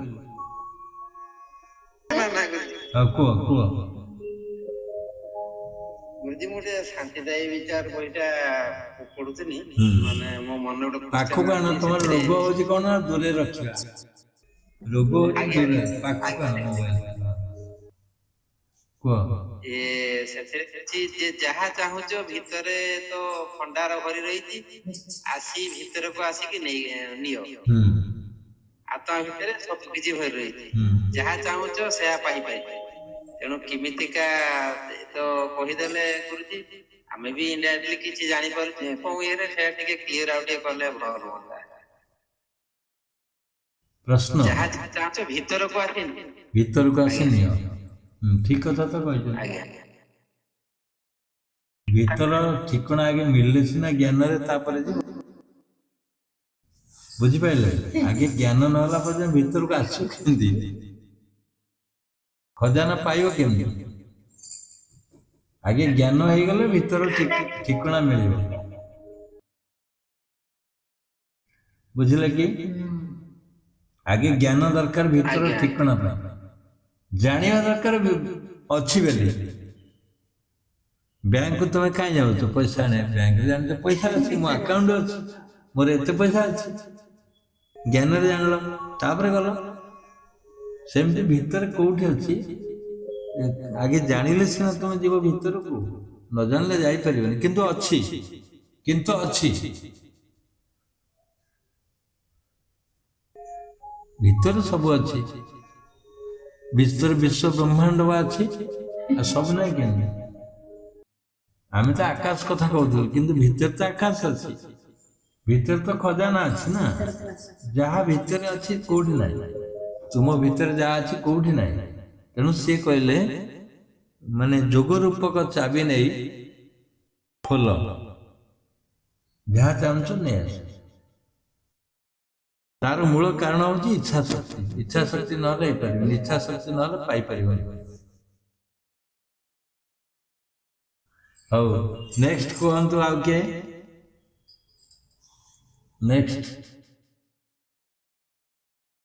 ନେକ୍ସଟ କୁହନ୍ତୁ ଆଉ କାହାର ଅଛି କି ନାହିଁ?